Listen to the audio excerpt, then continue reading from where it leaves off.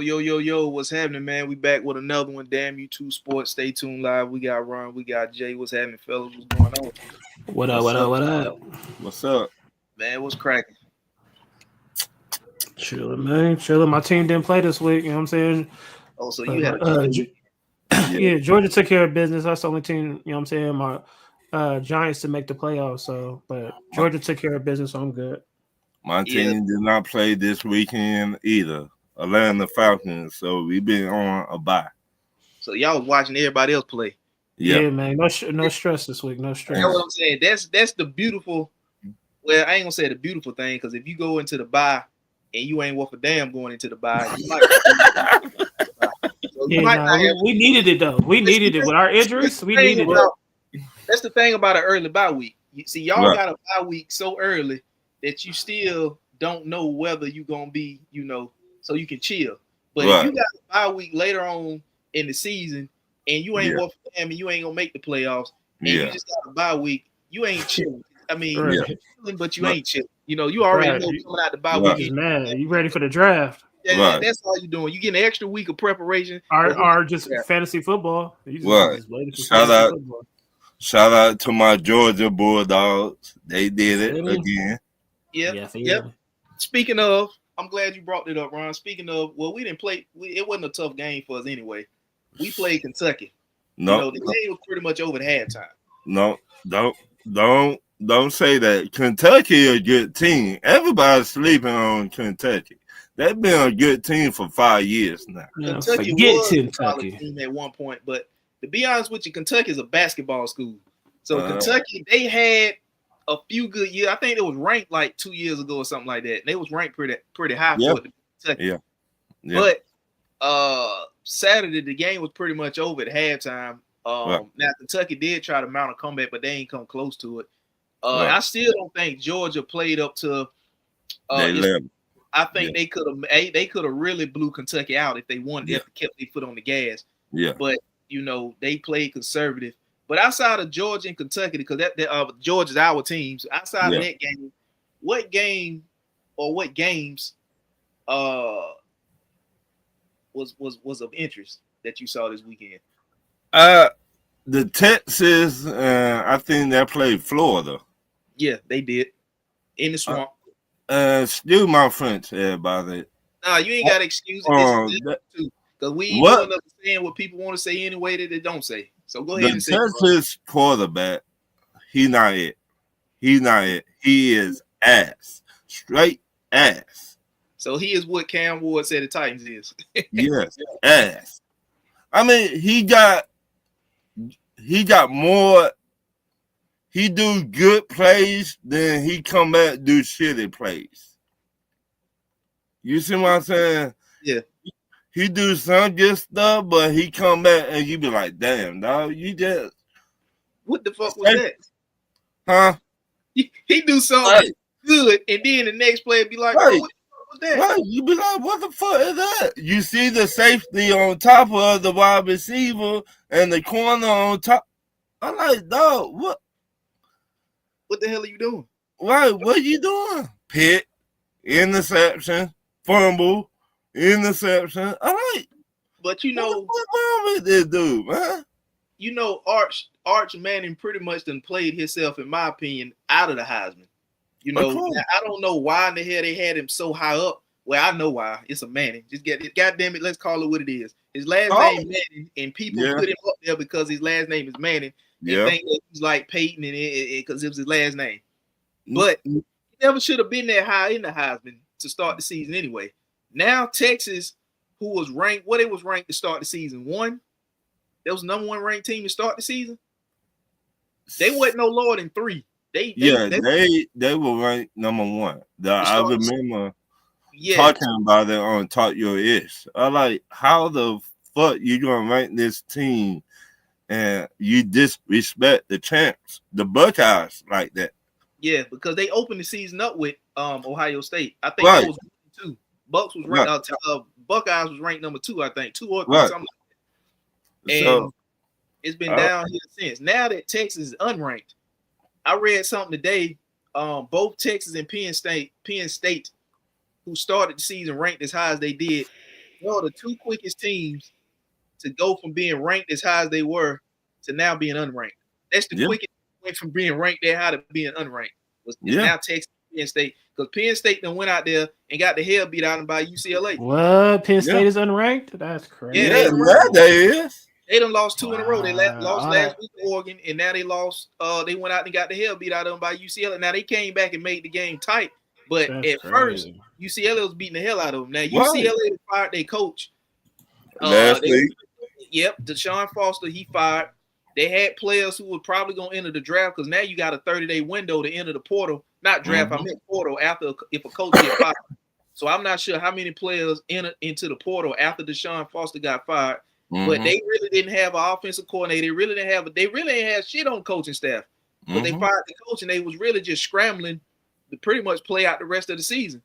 Penn State also lost last week at home against Oregon, flew cross country to UCLA, and just got the hell beat out of them. Now they made it a game at the end, but UCLA beat them. So I don't know where the hell you go now if you Penn State, because that second loss, you really now gonna have to depend on somebody else to get in the college football playoffs, because that's 2 losses now.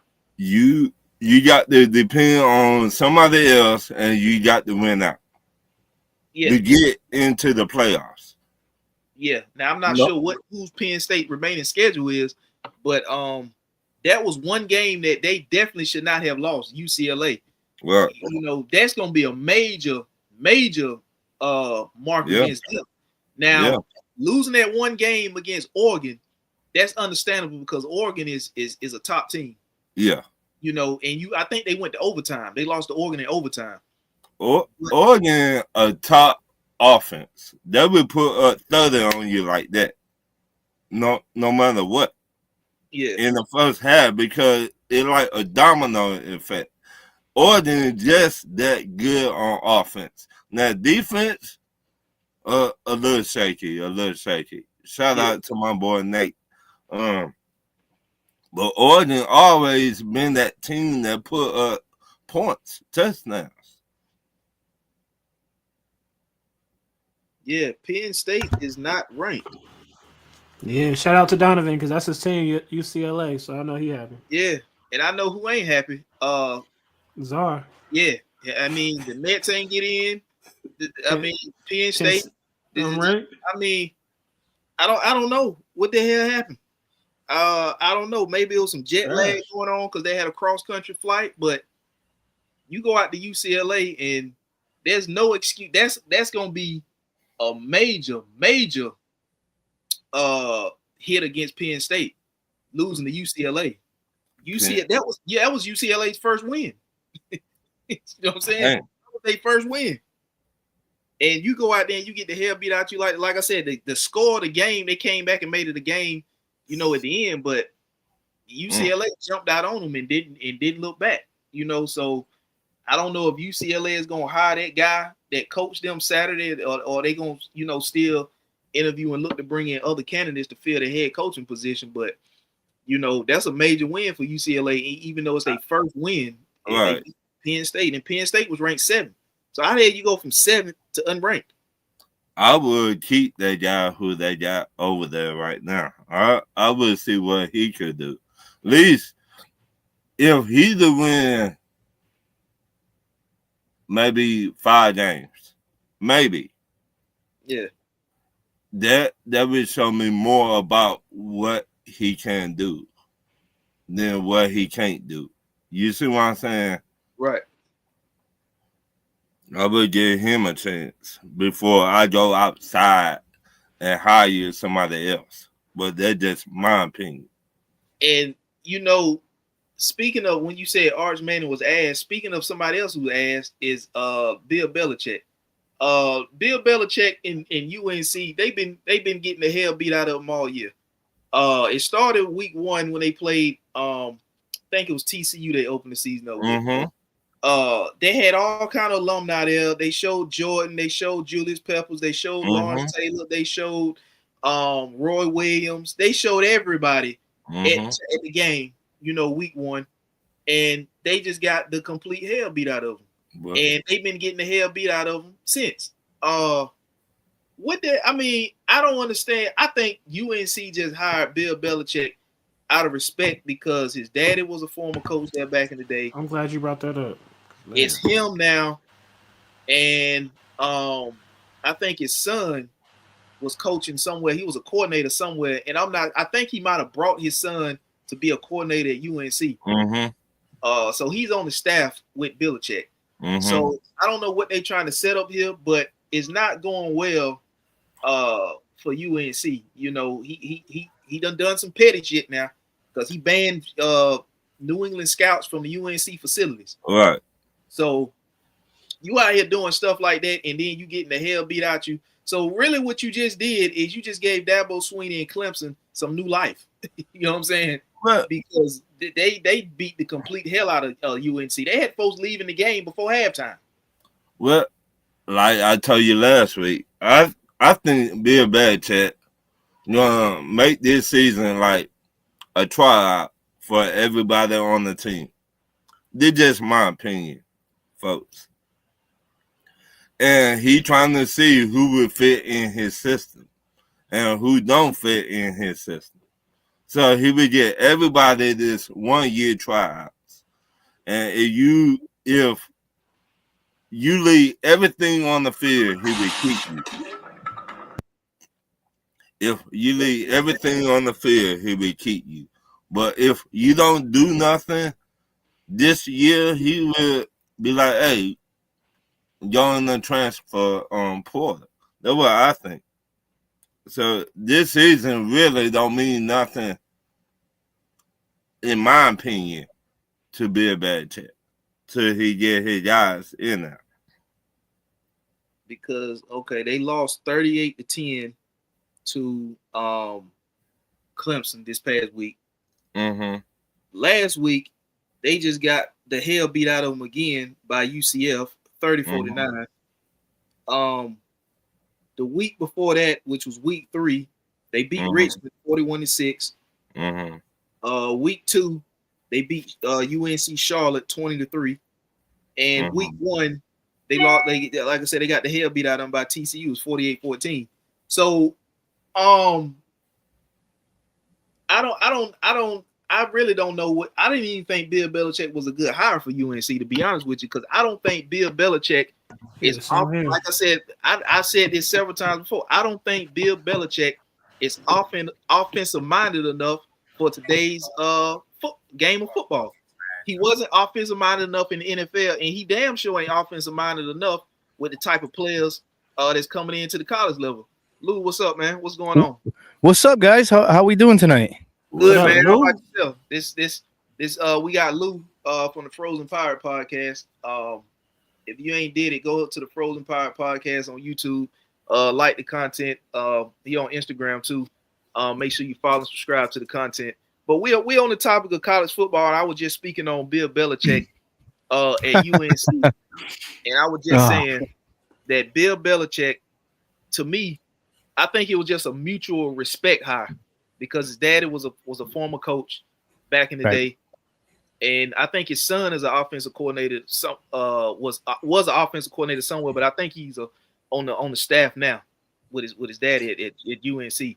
So I didn't think that Bill Belichick was a good hire because Bill Belichick wasn't offensive minded enough in the NFL, and he damn sure ain't offensive minded enough at the college level, especially for the type of players that's coming in now, and the way that the college football is. Because you don't have all this you don't have a long leash. You don't have a lot of leeway in college football now because the winning process has been sped up by the NIL and the transfer portal. You know, once that came into college sports and you are a known name like Bill Belichick, you don't have 3 years to get guys in. You can get guys in now over the course of one season and change your whole program around because of the NIL and the portal. So I just don't think Bill Belichick is offensive minded enough. That's why nobody wanted him in the NFL as a head coach. He's just too old, man. That dude is hella old. How old is he now? Like 80? 70. Oh man, let me too old. I mean, who in the hell is looking at Bill Belichick? He almost 80. But when it comes to any type of recruiting, who in the hell is kicking down 73. though to go and play for UNC? Well, I mean, the only reason why they take the interviews because they want to talk to his girlfriend. That's what it comes down to. Oh, she there. I mean, she on the sidelines and all this other kind of shit. They out there getting the hell beat out of them, and she over there on the sideline. She controls all the finances in that relationship, guaranteed. but he just showed. He just say, "Hey, I got rings on every finger." Right. Yeah. He don't even y'all say nothing. I mean, he can do that when it comes to like if you're talking about NFL, but now like when it comes to college, like college is a different animal for him. I just think college was a big jump for him because college is not what it used to be. Now you got the transfer portal. There's no loyalty. Like you can go as you please, and now these kids are getting paid. So for like when I see Belichick at with the Tar Heels, I knew it was going to be disastrous. I think his best bet was to be in the NFL. Him coaching kids, he could barely tolerate older, like, people our age. Yeah. Now he's got to deal with these younger kids who, let's face facts, they come with issues, on and off the field stuff, school, academics, and all that stuff. I just think that college football is, and I hate to say this about Belichick because I give respect where respect's due. The man's won some Super Bowl titles. It wasn't just Brady; it was a collective group. But this dude is way over his head going into the college football. And I knew from what I hear right now is that UNC right now, like you can see those players are kind of like not demoralized, but a lot of them don't. They look like they don't want to be there. So. But yeah, this was ridiculous, bro. They literally had people leaving the game in the second quarter. They were getting the complete head. It was suicide watching in Chapel Hill, bro. They had folks on suicide watch, man. You had people there at the nosebleed at the very top, the last row, hanging over the edge about to jump because this was so bad out there on the field. This shit was horrible. Yeah, they had to listen. They literally had to talk people down off from jumping from the nosebleed section. That cold. And this shit was horrible. I mean, they showed it. I mean, it looked like a COVID game. You remember when they was playing with no fans in the stadium? That's what it looked like in the second quarter. That's bad. That's bad. Hey, is that bad? That's crazy. People were not. They weren't even staying in the booth. They were booing them on their way out. Oh, that's my guy, Chris Carberry. Chris, what up? He says, I feel like it's hype of being recruited by and playing for Bill. He's still one of the most successful coaches in the NFL today. Yeah. For sure. Yeah. He is. But the thing is, I think the college level, it's a different animal now. You know what I'm saying? It's to me, he's way out of his league. I think the best suit for him would have been staying in the NFL, but nobody wanted him. He was supposed to go to the Atlanta Falcons, and then Kraft blocked that quickly. No. I think his best bet, like you said, was to stay in the NFL, but not as a head coach. Right. He should stay in the NFL as a defensive coordinator. Or a GM. Yeah. What if he come back to the NFL? I don't know who's going to take him, though, after this. Ain't nobody about to take that over. Wait a minute. Hit me up. You got the Giants. They could. You got the Browns. They could. I could see the Browns. Just because of the history there. The Giants. Look, Cincinnati. They could. Because let's be honest. Oh, you're making some good points here. Yeah. They ain't about to get no Bill Belichick. Hey, I just saying these teams need a real coach. Now, here's the thing. With Belichick, I think Belichick, in order for him to be successful, it's not going to be at the college level. I think what's going on in the college level is demoralizing to his legacy. One, I think he needs to get out of the college. I think both parties needs to just say, listen, this is not a fit. It's not going to work. It's just not happening. Because again, like I said before, the college rank, that level of football is a lot different. And for a guy like Bill Belichick, and I hate to say this, and no disrespect to Bill, but he's outdated. He's outdated. There's coaches. That's true. coaches that are light years ahead of him in this. The ways of the NFL that he had are not going to work. I think to what you just said, you brought up a great point. You got the Giants, you got the Browns. Do I think he can succeed there? No. I think a team that he could succeed is the Bengals because they have one thing, Joe Burrow. And what did he win Super Bowls with? Tom Brady. Joe Burrow. I'm not comparing Joe Burrow to Tom Brady, but I'm just saying. Yeah, he's a decent quarterback. He puts. Then you got the 49ers. Yeah, that's another. So there are 4 teams right there, and they got a good defense. Right. So if he be does a coordinator, NFL, which I think that most times when players leave, when coaches leave the NFL and go to college, they go to college to try to build a stock back up to an NFL team. Right. You know, and vice versa. Most when he leave college and go to the NFL, they building a stock up for another college team. So if he do end up in the NFL, it's got to be with a team that's already high powered offensively. So all he can do is just focus on defense. Like you said, Cincinnati may be an option because they already high powered enough offensively. Then their defense is god awful. So, oh God, yeah. So, and Bill Belichick get these teams. Look at New England before Bill Belichick got there. They were ass. New England were ass before Bill Belichick got there. But they did one thing. They ran the ball. Cincinnati to run the ball. The 49ers to run the ball. The Giants and the Browns. Right. Okay. Cincinnati defense, ass. Oh, yeah. Straight ass, booty cheeks. Oh, yeah, you ain't lying. Now, what Bill Belichick do best, trade the best players, get more draft picks to make that team on defense better. That's what he did for the Patriots for years. Oh, yeah. No loyalty, too. Guys like Richard Seymour traded. Lawyer Malloy, that was a big shock, too. Lawyer Malloy, when he got cut.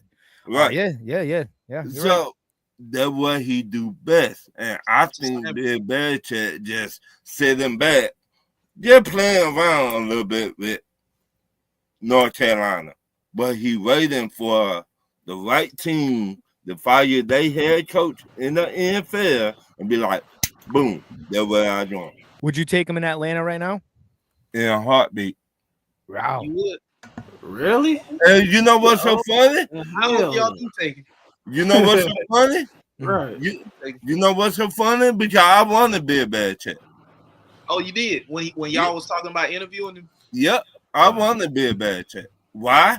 He know how to win. But you know what? I think what hurt Bill Belichick too is he wanted more. He wanted the same kind of control elsewhere that he was getting in New England, and nobody was willing to give him that.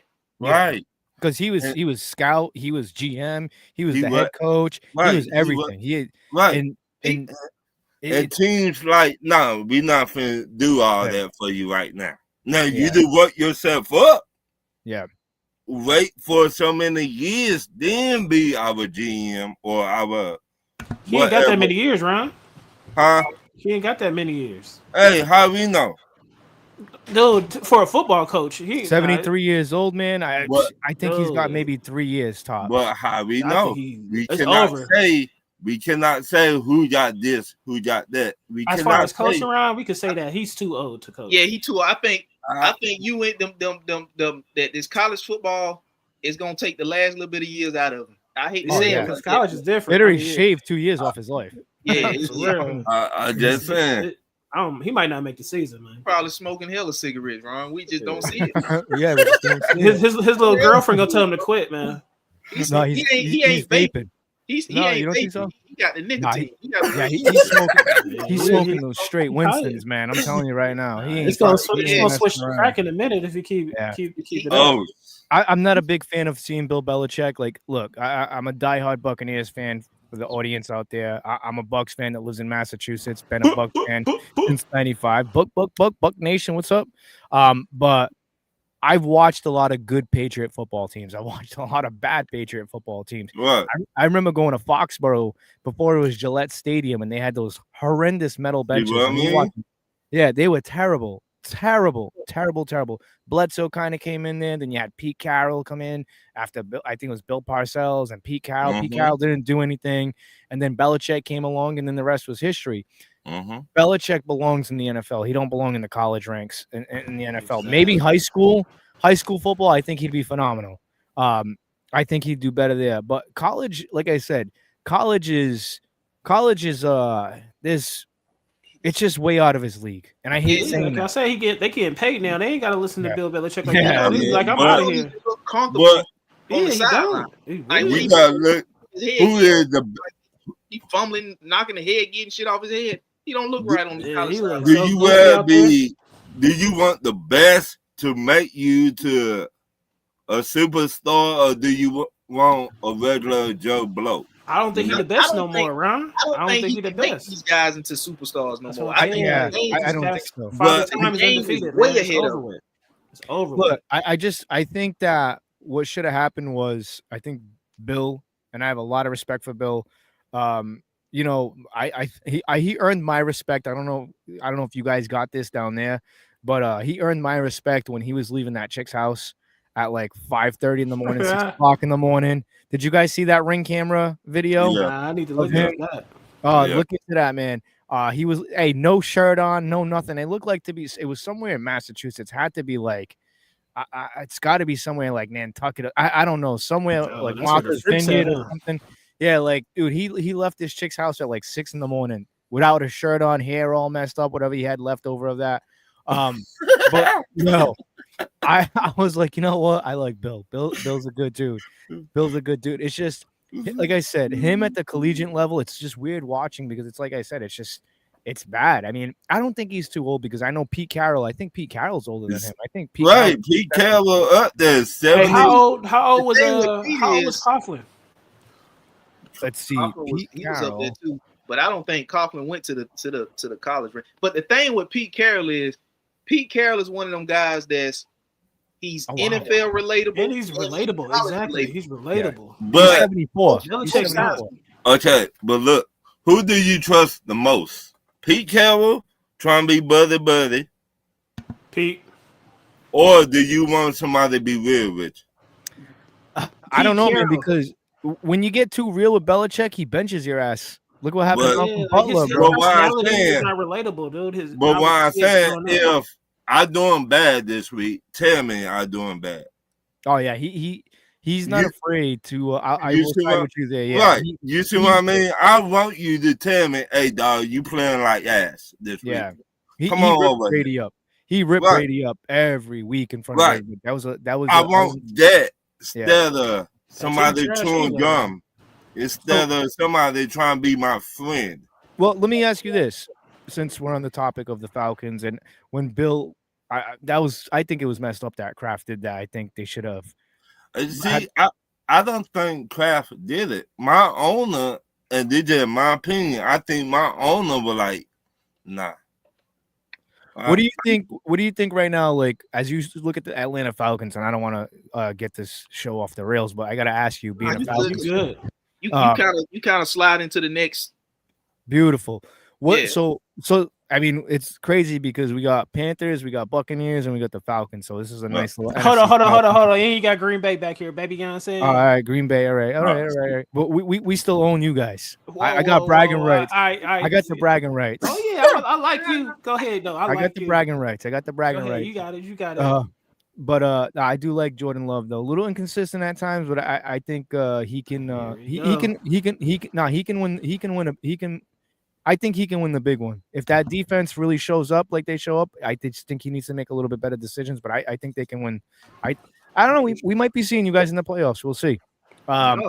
Listen, I'm at an all-time high right now. We're sitting at 4-1, go ahead, baby. go I ahead. got to gloat, man. Yeah, you This got is it. a Go ahead. beautiful time. Open up. Go I know ahead, Louis. we'll get King into it. Louis. Go ahead, King Louis. You got it. Go Listen, ahead. listen. Saints, Listen. Seahawks, Bucks. Open. Go ahead. Look, that game was wild. Listen, both teams came into the league in 1976. Why the NFL didn't put this game on primetime boggles my mind. Hey, we still had a good primetime game though with the Bills and Patriots. Shout out to the Patriots. I took the Patriots. I just didn't make. I got the spread. I picked the Patriots. I just didn't get I took the under on the points. They wound up going over. But anyways, that game between the Buccaneers and the and the Seahawks, that was a classic, man. We saw what's his face from the Seahawks, and we saw Emeka. Yo, two emergent stars in the NFL. Like, it was cool to see those two guys, both from Ohio State, do their thing. But that game was crazy. But I gotta like puff my chest out. Baker Mayfield, how we feeling about him? I know you guys are on the enemy here, but I gotta ask you guys: Baker Mayfield, is too early for MVP or?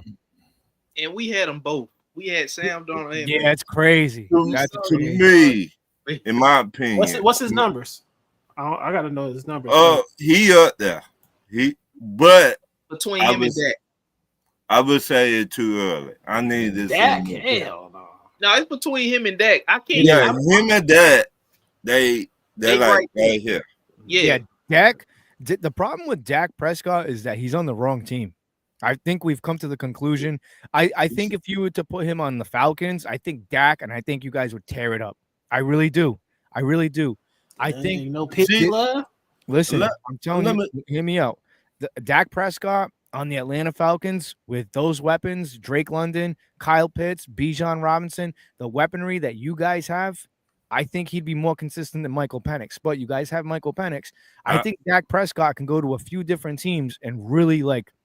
I was never a fan of Dak, but it's his numbers. You can't deny him. Because that's what he do every season, but in the playoffs, that's why he choke. And this is what I finna say about that. I don't. He do this every year. Every year. Then I need my quarterback to step the fuck up in the playoffs. Yeah, but is it him or is it the Cowboys? It both. Okay, it's a fair assessment. I mean, let me take a look at his numbers. I put more blame on Green Bay last time. So yeah, I can't talk bad about Dak because if I'm not mistaken, the Cowboys got the #1 ranked offense now without CeeDee Lamb. Yeah, and without a real running back too. But do that defense shut down? I'm gonna tell you this: the Cowboys right now are the new version of Cincinnati. They got all offense, no defense. Yeah, I said that. Yeah. Bingo. They got all gas. They got all gas, but no brakes. They got all the money tied up into the offense. They got money tied up in CeeDee Lamb. They got money tied up in the offensive line. They got money tied up in Dak. You're going to have to pay George Pickens because George Pickens is now playing like a #1 receiver that you traded for. So you probably more than likely going to have money. You're going to pay Pickens, and you just paid Jake Ferguson, your tight end. So you got a lot of money tied up into your offense. And I think what Dallas is going to do is with these top picks, they're going to beef up their O-line. They're going to have first rounders all across the board on that O-line. And they're going to push, defense. They're going to get defensive players in there. Right. But they're going to be high powered on the offensive end like Cincinnati is, and then they're going to be kind of half-assed on the back end. I'm looking at his playoff numbers right now, man. I mean, they're not bad. They're not good either.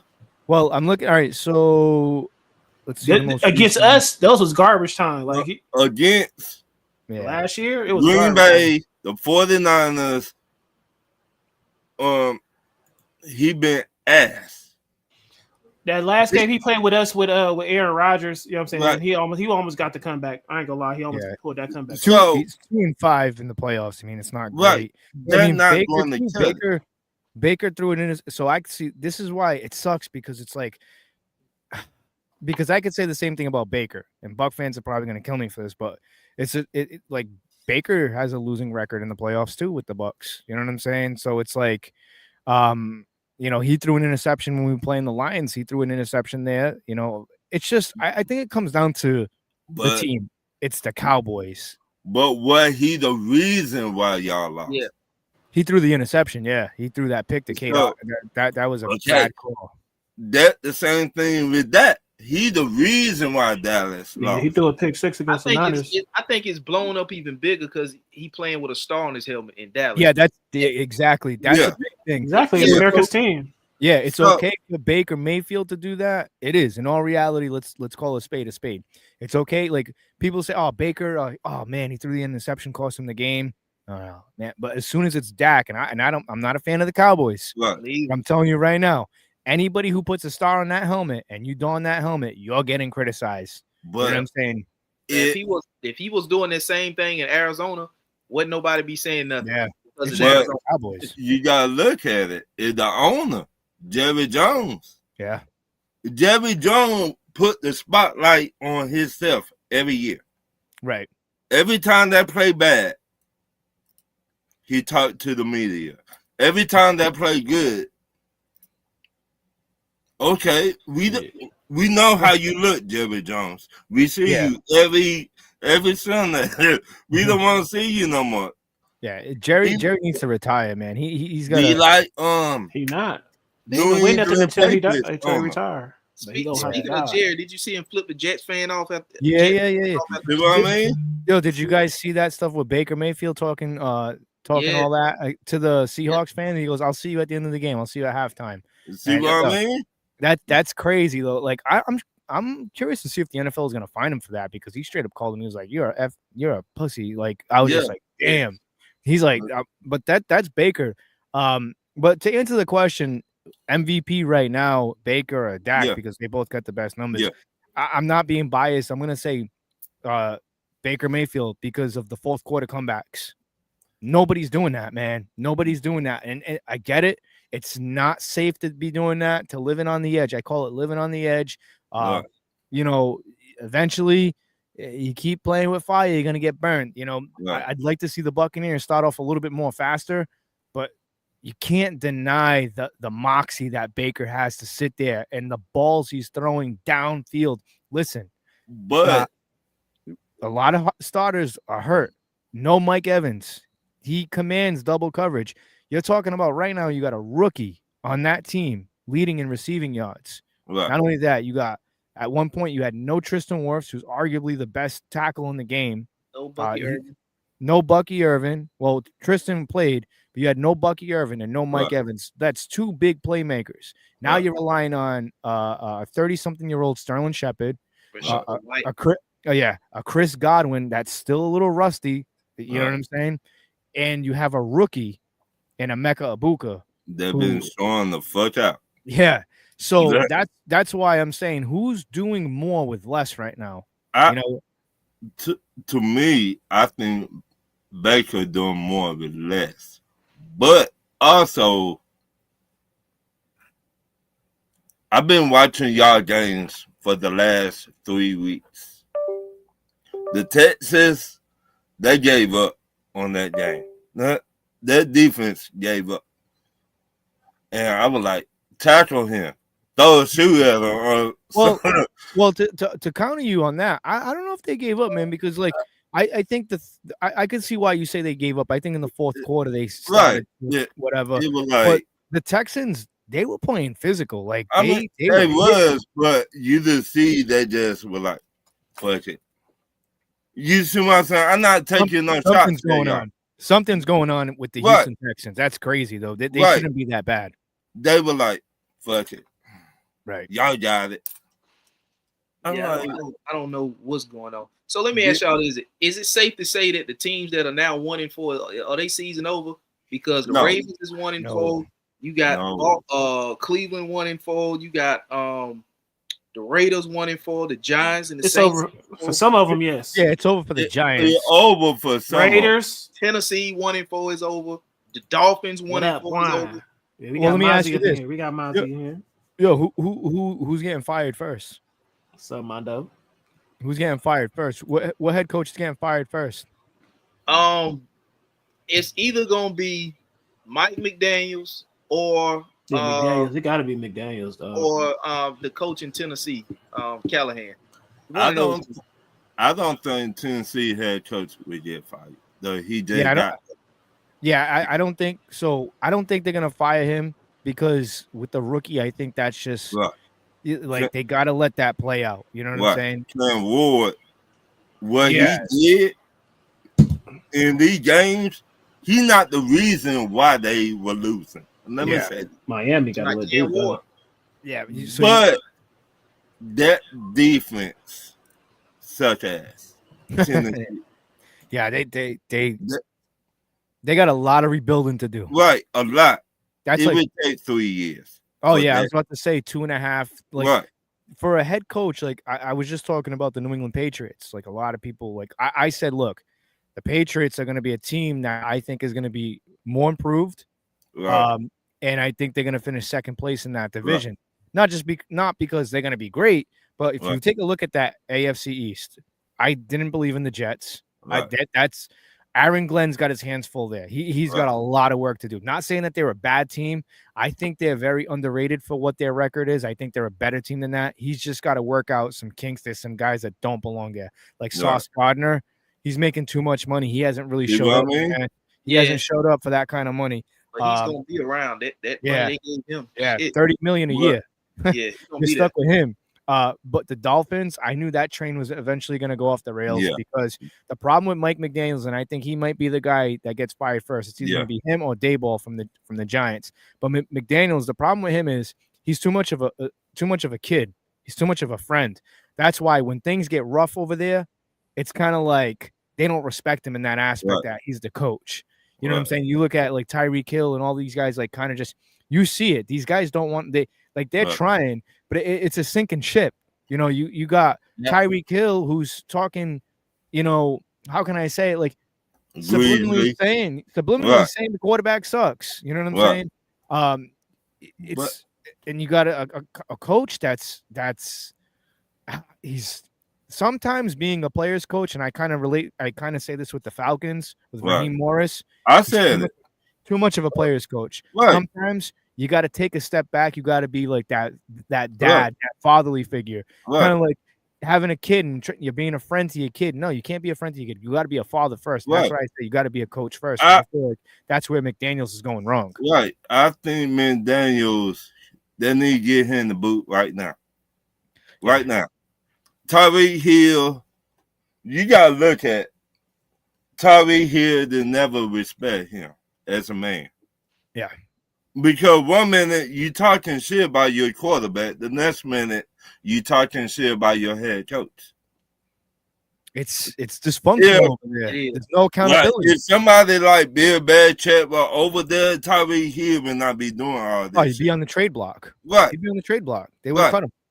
If somebody with that coaching, what you call it? That coaching,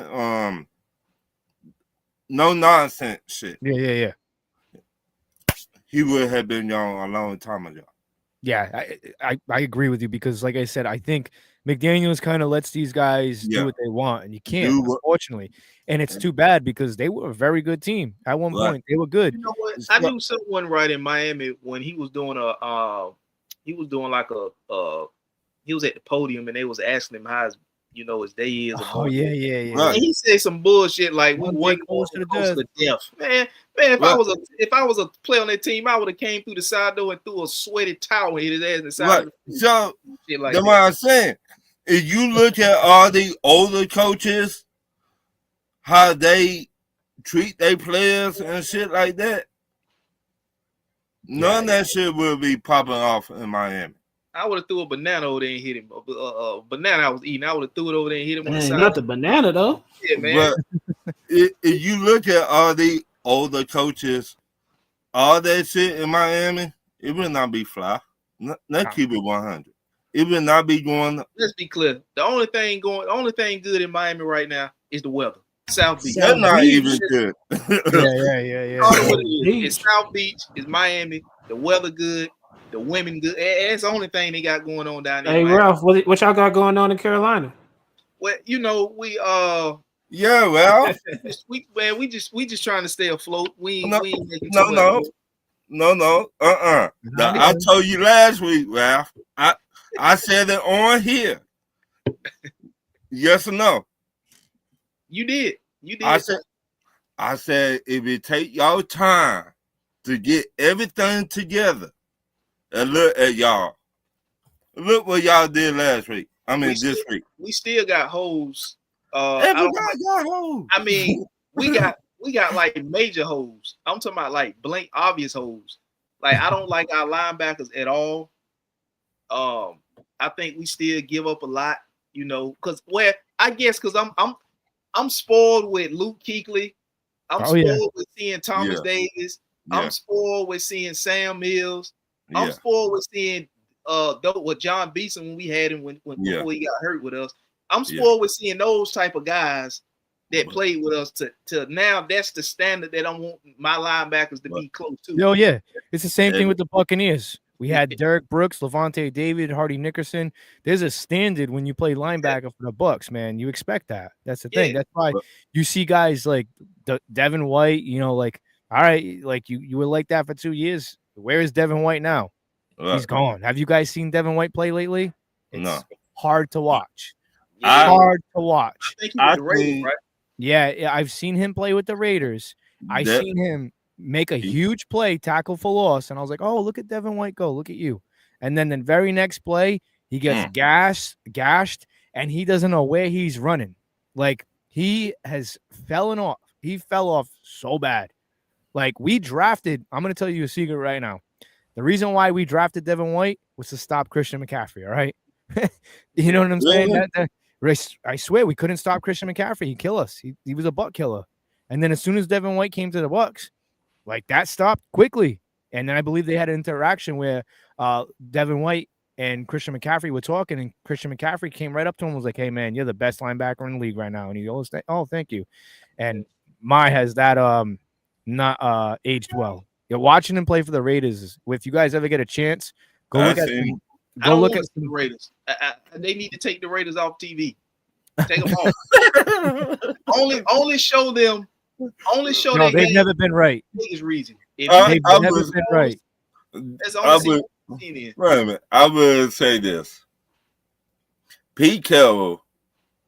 I'm not no fan of Pete Carroll, but what he did for Seattle, he trying to bring it to the Raiders. Yeah. Some type of culture. The culture. You got to fix the culture first before you fix the team. You're right. And it takes about, a lot of people don't understand. It takes at least 7 to 8 weeks of actual season. Like Chris Mathis of WDAE down in Tampa, the radio station, he had a chance to talk to Canales when Canales went over with the Panthers. Right. And Dave told him straight out, hey, he asked him, he goes, oh, what do you think the toughest thing is going to be over there in Carolina? He goes, man, honestly, this is not word for word, but he said something along the lines of, it's going to take about 7 to 9 weeks to figure out who's really playing here, who's really not, what kind of team I have. It does take time because you look at the NFL right now, for instance, right? We were just talking about 1-4 teams, 4-1 teams. Right. It looks good right now. Baker Mayfield looks like an MVP right now. If the season ended today, he'd be the MVP. And the Bucs would be the Super Bowl champs. But September just ended. It's still early. We just started the first week of October. We don't really know who these teams are until late October, early November, when it starts getting tougher. You guys just had an early bye week. You know what I'm saying? Now you guys have a long stretch. The Falcons have an uphill battle with the NFC South right now. Carolina is going to be clawing their way, and Tampa is going to be just as bad for the Bucs because, like I said, we have to keep that lead. I do believe the NFC South is getting better. In my opinion, it's getting more competitive. But going back to what I said, you don't know what kind of team you have until November. And a lot of things can change right now. Like we're looking at the Ravens. They're what, 1-4? Yeah. Are they really 1-4, or have they just fallen into some situation? They defense is trash, man. Crazy. I think the situation in Baltimore is that, like, when your window is open, you got to capitalize. You can't bank on that window always being open. And I think that's what's happening to the Ravens. They are banking on, and a lot of people already be penciling them in and not understanding that, including myself. everybody else is getting better. Nobody else is gonna sit back and not do nothing and say, okay, well, they are talking about the Ravens. Let's not do nothing. Let the Ravens have it. You got other teams that's gonna be getting better, and you get a year older, You know what I'm saying? So their window ain't always open. And people And they are got constantly thinking on the fact that their window's open. It ain't. It's starting to close. Yeah.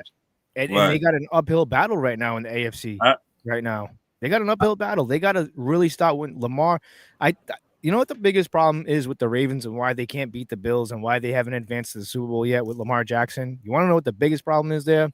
I don't think it's the defense. I don't think it's the running game. The fact that they've never had a solid number one wide receiver like a Chris Godwin, an AJ Right. Brown, or like an Antonio Brown or a Mike Right. Evans. You know what I'm saying? But They haven't had a solid number one wide receiver. They've had a couple of guys sprinkle in here, but it's nobody spectacular. You had D-Hop on what? At the Right. end of his career, you know. right, but I want to say this: ain't nobody afraid of Baltimore no more. No. They're Nah. beatable. Remember, back in the day, Pittsburgh might take that division. Yeah. Who? Pittsburgh, they're 3-1 Right. right now. You Right. you You know look what at I the mean? standing. back in the day, everybody used to be afraid of Baltimore. Yeah. That defense. Now they were shitting on offense, but that defense, Ray Lewis, Ed Reed, and Terrell Suggs, Suggs. Yeah. like everybody was afraid of that defense. Yeah. Nobody wants Nobody afraid of Baltimore defense no more. Yeah. Now, people like, oh, we finna whip your ass on that field. 400 yards, 500 yards, Yeah. 300 yards every week because that defense used to be the shit back in the day. Now we're not afraid of the boogeyman no more. Yeah. Y'all was the boogeyman in the past. Now y'all not. So we finna whip y'all ass. They gave up 44 points to Houston. Damn. You see what I mean? Woo. How many yards they gave up? Yeah, they got belt to ass, man. Right. They got belt to ass yesterday, and and unfortunately, like I said, and a lot of people are saying, "Oh, no Lamar Jackson." I get it, but it's got to be that next man up mentality. Like I don't want to hear about injuries anymore. Look, listen, Exactly. the Buccaneers. We'll transition back to the Bucs. The Buccaneers at one point in this season played with 3 offensive linemen. Yeah. 3 offensive linemen. Our starters were not available. Luke Gedeke, I was about to say Ryan Jensen. Jesus Christ. Luke Gedeke, Cody Mauch, and Tristan Wirfs. Right. That's your left tackle, Baker's blind side, your right tackle, and your right guard. That's pretty important. And then you had a guy in Graham Barton in his second year playing center move to left tackle. Now, he played left tackle in college, but when you transition from left tackle to center, that's more comfortable to play center. Left tackle is a very difficult position to play. Not many guys can do it. But what I'm saying is the amount of injuries, you had 3 of your starting offensive linemen hurt. That's suicide. That's suicide to any other team. You had your star wide receiver and Mike Evans hurt. And then you had a couple other guys, Kalijah Cansey, your up-and-coming defensive end, hurt. I don't want to hear about injuries. That's why Billy ain't trying to hear none of that. Right. Nah, man. So, look, you take a look at the Detroit Lions. Look at the they had 12 people last year. Yeah. Look at the 49ers. Yeah, San Francisco. Yeah, that's right. They're still winning, though. They still put up W's. That's why I'm not trying to hear nothing. Like when Raven fans are like, "Oh, Lamar's hurt." Big deal. You still have 52 other players. Right. So it like now. All right, you got Derrick Henry back there. If I were the owner at the end of the year with Baltimore, I'd be like, you know what? All you old motherfuckers on the team, y'all got to go. So do you think they transit? You think this is gonna sound crazy, but I like this. I like to do this. Do you think they need a coaching change? Yes. Because the Buccaneers, when we had Tony Dungy, loved Dungy. Dungy was a player's coach. Right. What was the problem with Dungy? He was too nice. I love Tony Dungy. He created a new culture for the Tampa Bay Bucs, but we just couldn't beat Philadelphia in Philly. Right. And what happened? They let him go. We brought in Chucky. We brought in Gruden. We lost to the Eagles in the regular season. And then after that, he said they're never going to beat us ever again. And they didn't, because we went into Veterans Stadium, shut down Veterans Stadium, and won the Super Bowl. And it's sometimes you need it sucks because he's been there so long, but sometimes you kind of need change. Maybe Lamar needs that change. And you know who the best? Let me coach guess who to you about do to that? say. Bill Belichick. Hell no. Oh, I Nah. thought you was about to say Bill Bill Belichick. Belichick. Who No. do you think? Who do you think would be a good Minnesota Vikings defensive coordinator. Brian Really? Flores. Yep. You think they need a defensive-minded coach over there? Yep. Who You runs the give offense? it up 500 yards. Yeah. I You mean, give it up good point. 300 yards. what was the total yardage that they gave up to the Texans? Had to, Shit, it excuse me, was had something to be crazy. something stupid. me You see. you give it up all this that And the Texans been struggling. right. Yeah. They It have a like- hard time putting up points. Yeah. Right. It like if your team want to get right now, you play Baltimore Ravens. Your team will get Oh, yeah. right. To make those adjustments. Right. The Raiders. The Ravens and the Raiders. Right. So it like you put Brian Flores over there as the head coach. What he doing in Minnesota with that defense? Shit. Holy Baltimore. damn. 417 total yards Yeah. for the Texans, man. Yeah. 27 first downs. Yes. Yeah. So Wow. yeah, the one I will fire the John. I know will Raekwon Smith didn't play though. I don't think he played. Nah, I he will, I will fire the head coach, the OC. I will fire the defensive coordinator. I will fire the Gatorade dude. did. So they only had 44 yards rushing. Yeah, that's it. Wow. On paper, it looked David nice. Henry, They David gave up- Henry, you gone. I They gave up 27 first downs. make it make sense, right? The boys are looking good, Wow. man. Wow. And That's why I Look. say look who that on that defense, on that offense. Baltimore ran 26 less plays than Houston. That's insane. So you get Brian Flores on that, make him the head coach of Baltimore. He would shut all that shit down. I got to ask you guys something, though. And are you guys a believer in the Indianapolis Colts, or you You just know, think that you this is just pizzazz? You- You just took We- that right out of my head. I Right. was say, are we still believing in the Colts? I still, as long as Jonathan Taylor doing his thing, yeah, I'm gonna still ride with him. You know what I'm saying? You- Like, Yeah, 3 I got to touchdowns. ride with. yeah, as long as Jonathan Taylor is healthy and he's doing his thing, I don't trust Indiana Jones like that, but I trust Jonathan Taylor. I like that. I like that. It's a good one. I'm gonna stop. Yeah. I'm gonna steal that one from you. I like that. That- Oh nah, that- shoot, That's what good. they I like calling him. that. I like that. Daniel Jones showing me more over here than his whole career with the Giants. Right. Let me say that one It's the more Giants time. organization. It's doodle. Right. Thank Oh, you. yeah. So you go from a bad team to a really good team that got pieces everywhere. The coach even know if defense they was really good. legit. The offense is. legit. And he don't got to be the man. Daniel Jones don't got to be the man. Just Yeah. don't turn the ball over. Over. Yeah, that's a big Just need thing. to be a high caliber role player. I mean, Right. game manager, brother. Right. A game Yeah, manager. Exactly. They got pieces. Shout out to the Michigan and Colts fan.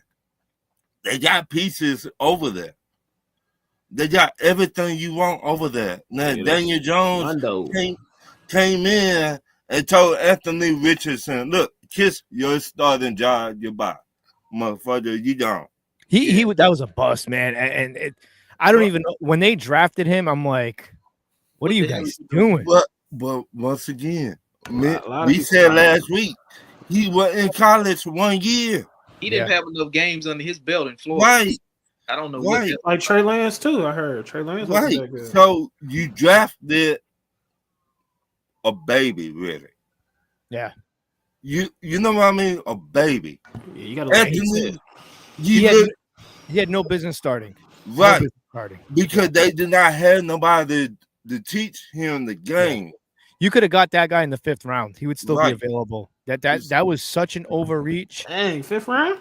Oh so yeah. this what Anthony Richardson He was a did. project. Yes, a project. He could throw a deep ball, and that Right. was the whole thing. He could throw a But deep he ball. couldn't and read do no all- defense. Yeah, If he would have Can't came read to the Green Bay, he would have defense. been a He star. couldn't read no defense. So basically, what you're saying is he's a EJ Manuel. Bingo. yeah. Hey, if he would have came to Green Bay, he would. Massachusetts and Dartmouth. I got to hang out with him a little bit. I'm trying to get him to get back on the Frozen Pirate podcast, but I asked him a question. I said, "Hey, Seneca, what's the big problem right now with these younger quarterbacks? Like, why are guys like Jameis, Johnny Manziel, and you guys know the list goes on and on. Why are they failing in the NFL?" And he said the main reason why they fail is because when you draft a young guy like that, a lot of people just take the quarterback because they need a quarterback instead of saying, what player best fits our situation. Right. To draft a quarterback with no wide receivers, no running Right. game, no offensive line, it's suicide for a young Right. quarterback. Not many quarterbacks out there are Tom Brady. Not many Right. quarterbacks out there are, Baker Mayfield, etc. Right. When you draft a quarterback, you need to make sure that the system is tailored for him already. Right. You need to play ASAP. to his strengths. When Right. you are just saying when you like a prime example, Anthony Richardson, drafting him to the Colts. Why? For what? There's Because- nothing there. You had Michael Pittman Jr., but I mean, Right. But you gotta look at it. He's not even good enough. Okay, now go back. When they drafted Go back to Andrew Carolina, Luck, did the same thing. when they drafted Andrew Luck, he did not have no offensive line for I got years. he got That crazy. was Right. That was For his main years. thing. No line. Right. Andrew Luck retired early because he was getting beat the fuck up. Yeah. Yeah. He admitted So- it too. Yeah. Right. So look at it. If you can't read no defense, how will you help us win the game? I mean, Anthony Richardson, to be honest with you, he wasn't doing basic stuff right. He wasn't even hitting check. He wasn't even hitting swing passes Yeah. flat right. Right. He was throwing them behind, overthrowing. Right. I'm like, So- damn, bro, what the Right. So that's my point. You can't read the basics. How you gonna teach this dude how to be legit and you can't read shit? Right. Yeah. It's I hate to say that because he got talent. But if you're not trying to meet me halfway, why would I put my life on the line for you? that. I mean, look, I think a lot of these teams, what happens is they get very desperate in these drafts, and then like I it was crazy. Like I heard something like with the Jets, they didn't want to sign a player in free agents because the Madden. GM's son said, Yeah, "Oh, he was his Madden rating." Yeah. What are we doing in 2025? Where it was either listening his to son or kids. grandson. It One of the was two. the wide receiver went to the Browns I just couldn't from believe that. Denver. To my Jared Judy. Yes. Oh, yeah. Was Bingo. it Jerry Judy? It was Jared Judy. And his son said, this dude ass on Madden. Don't sign him. The next year, Jared Judy showed the fuck out. Yeah. He had the little spat with Steve Smith. I Yeah. remember that on the sideline. did. That was did. But, wild. but Yeah, he called him a He- jag or something like that. right, Yeah. but Yeah, he Steve did. Smith was keeping him accountable, though. I Yeah. want somebody to keep me accountable. Call me out. Yeah. Tell me when I'm fucking up on the field. Like Arthur Blank, right? It's Right. almost like the Jets owner. What's his name? Woody Johnson. Woody Johnson ass. I don't know who running it. I don't know if it's his kids or his grandkids running the Jets. I All don't know. three. I don't know All- Both of them. because Whoa. I don't know what the hell the Jets are the only winless team in the NFL. And you know what's crazy? They look good, but they bad. Shit, we could go to. We could. They, hop on the yeah, that Jets. rolls right into the. That's the best looking bad team in the NFL. But is it They got the best dancing coach too. You know what I'm saying? Yeah, I mean, celebrating way it- too early. You know what? When he did that down in Tampa, I would have called his ass in the office that after the game. Man, listen, don't you ever do no shit. I understand you trying to hype the team up, this and that, but we ain't there yet. We not there yet. We be doing all But- that. I understand why he did what he did because that's a huge play. I think what happened was he celebrated prematurely. He got too caught in the moment. As a coach, you can't do it. You got to hold those emotions. How many good pieces on that team and how many bad pieces on that team? We got to think about that. I mean, if we go, they got to. What about let's start with the quarterback? Is Justin Fields good? Justin Fields is a backup quarterback in the NFL. I've come to that conclusion. I don't think with your number one wide receiver not showing up every week, and they pay him too early, that makes you want, he's not the number one. I think Garrett Wilson is a solid receiver. I think he's what I'm saying, solid. Yeah, he's a damn solid. Top 10. I think we just can't say that we want to say it, but it's hard to because he's with the Jets. But if he was with anybody else that had solid quarterback play, with Rodgers, he was doing nice. Because you can't go wrong with Ohio State receiver. I mean, you can't. Nice with Rodgers. Those guys are pro ready, man. But I'd rather take somebody, a wide receiver from LSU than the Buckeyes. Really? I don't know, man. Ohio State's been putting out some talent. Wait a minute. They both put out talent. Yeah. No question. I'm a Georgia fan, and I'll be like, damn, where y'all coming from? Y'all motherfucker, where y'all coming from? And did you see old boy this weekend? Yes. I mean, I know they played Minnesota, but I ain't talking about Jeremiah Smith. I'm talking about the other one. Yes.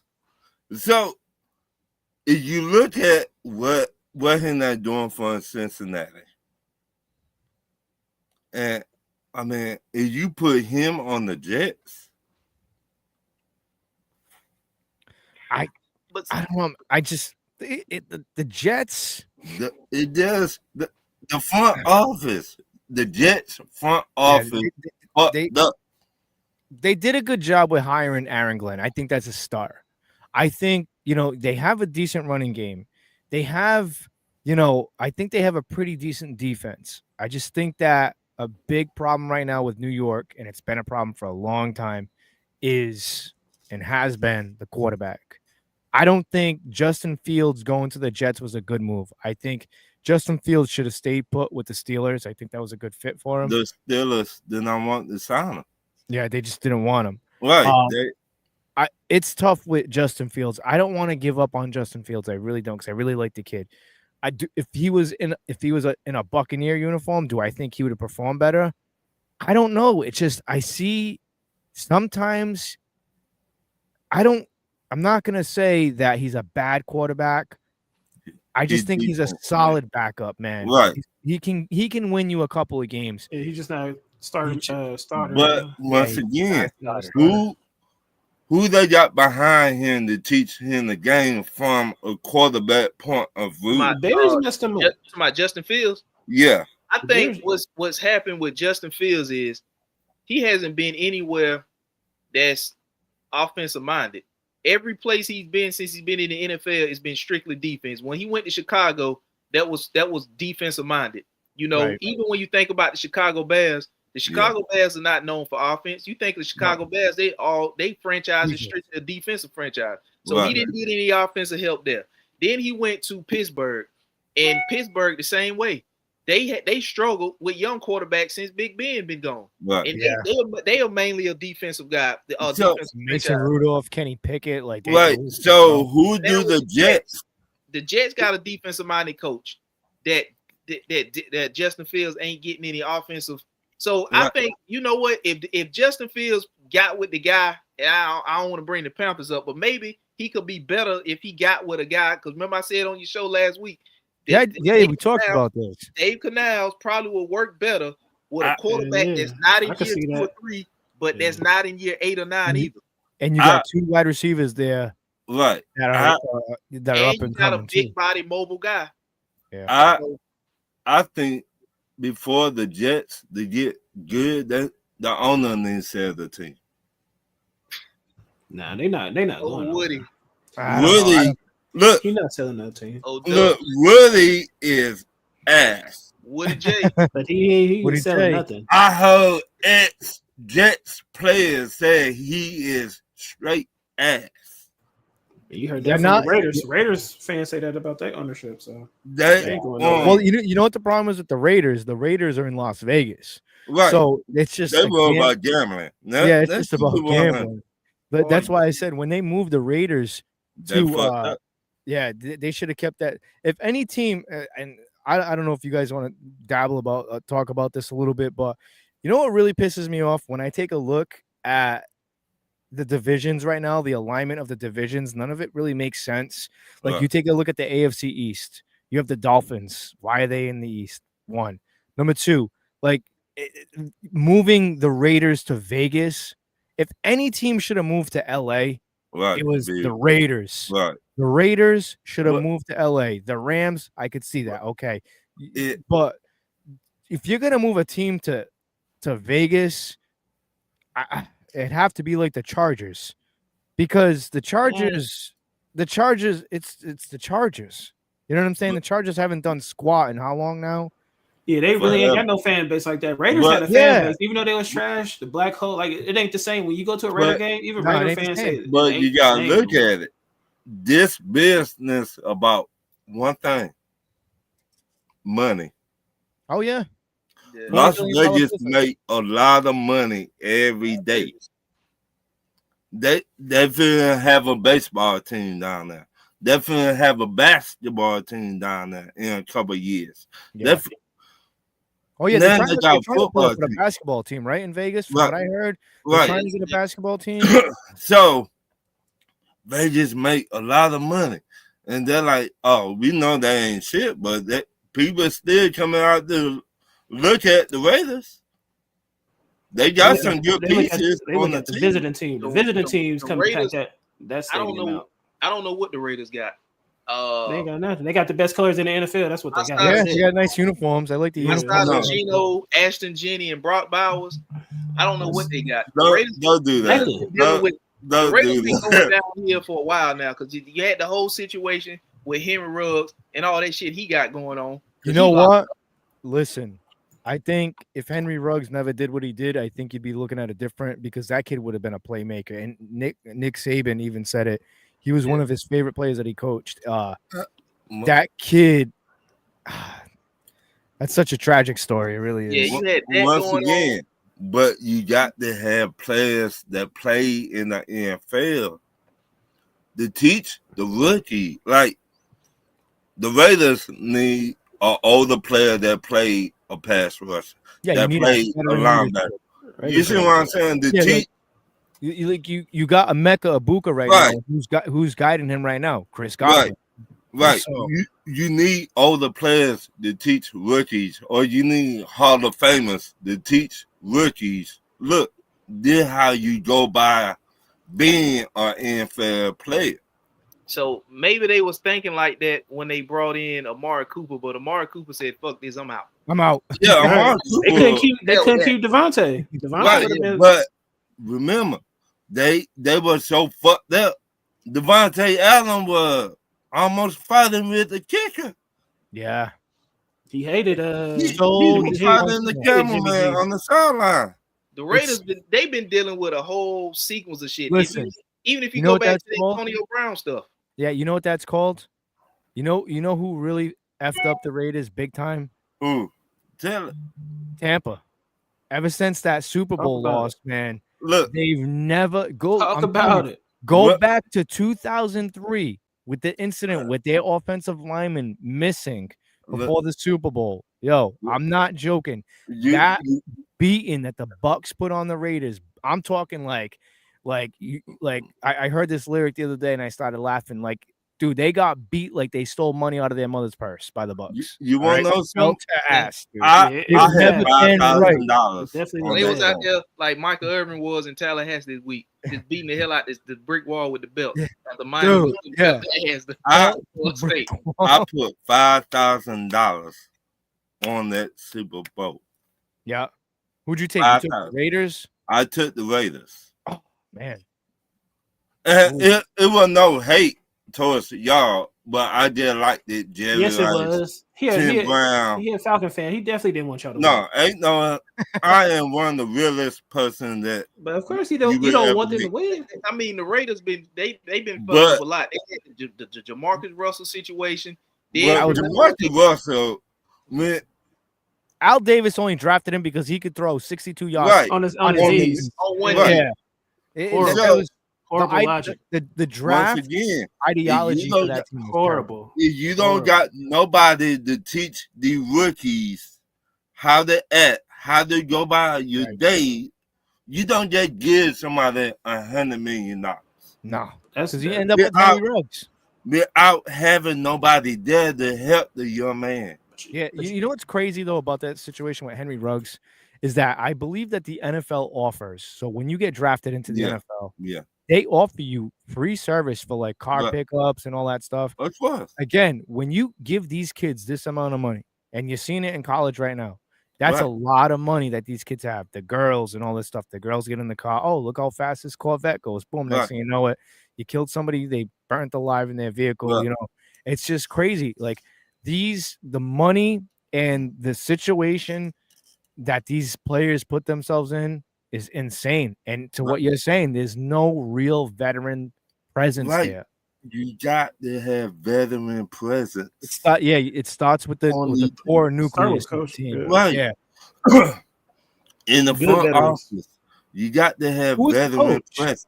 Who was the coach there at the time when that stuff happened with Henry Ruggs? Who knows? Wasn't it Gruden, wasn't right? Josh McDaniels. It Was was Gruden. I think was it Gruden? I thought it was It was McDaniel. Gruden. It was that And long ago? I thought Well, Gruden was yeah. long. Yeah, I thought it was. Yeah. I thought it was McDaniels. I mean, the Raiders No. they had a lot of shit going because remember they overdrafted Clinton Farrell. They took him with the 4th pick. Yeah, I remember that. They took a lot of dumb They don't players. even really got nothing to show for trading Khalil Mack. Yeah. Now They got that nothing to show for that. that was a beatdown.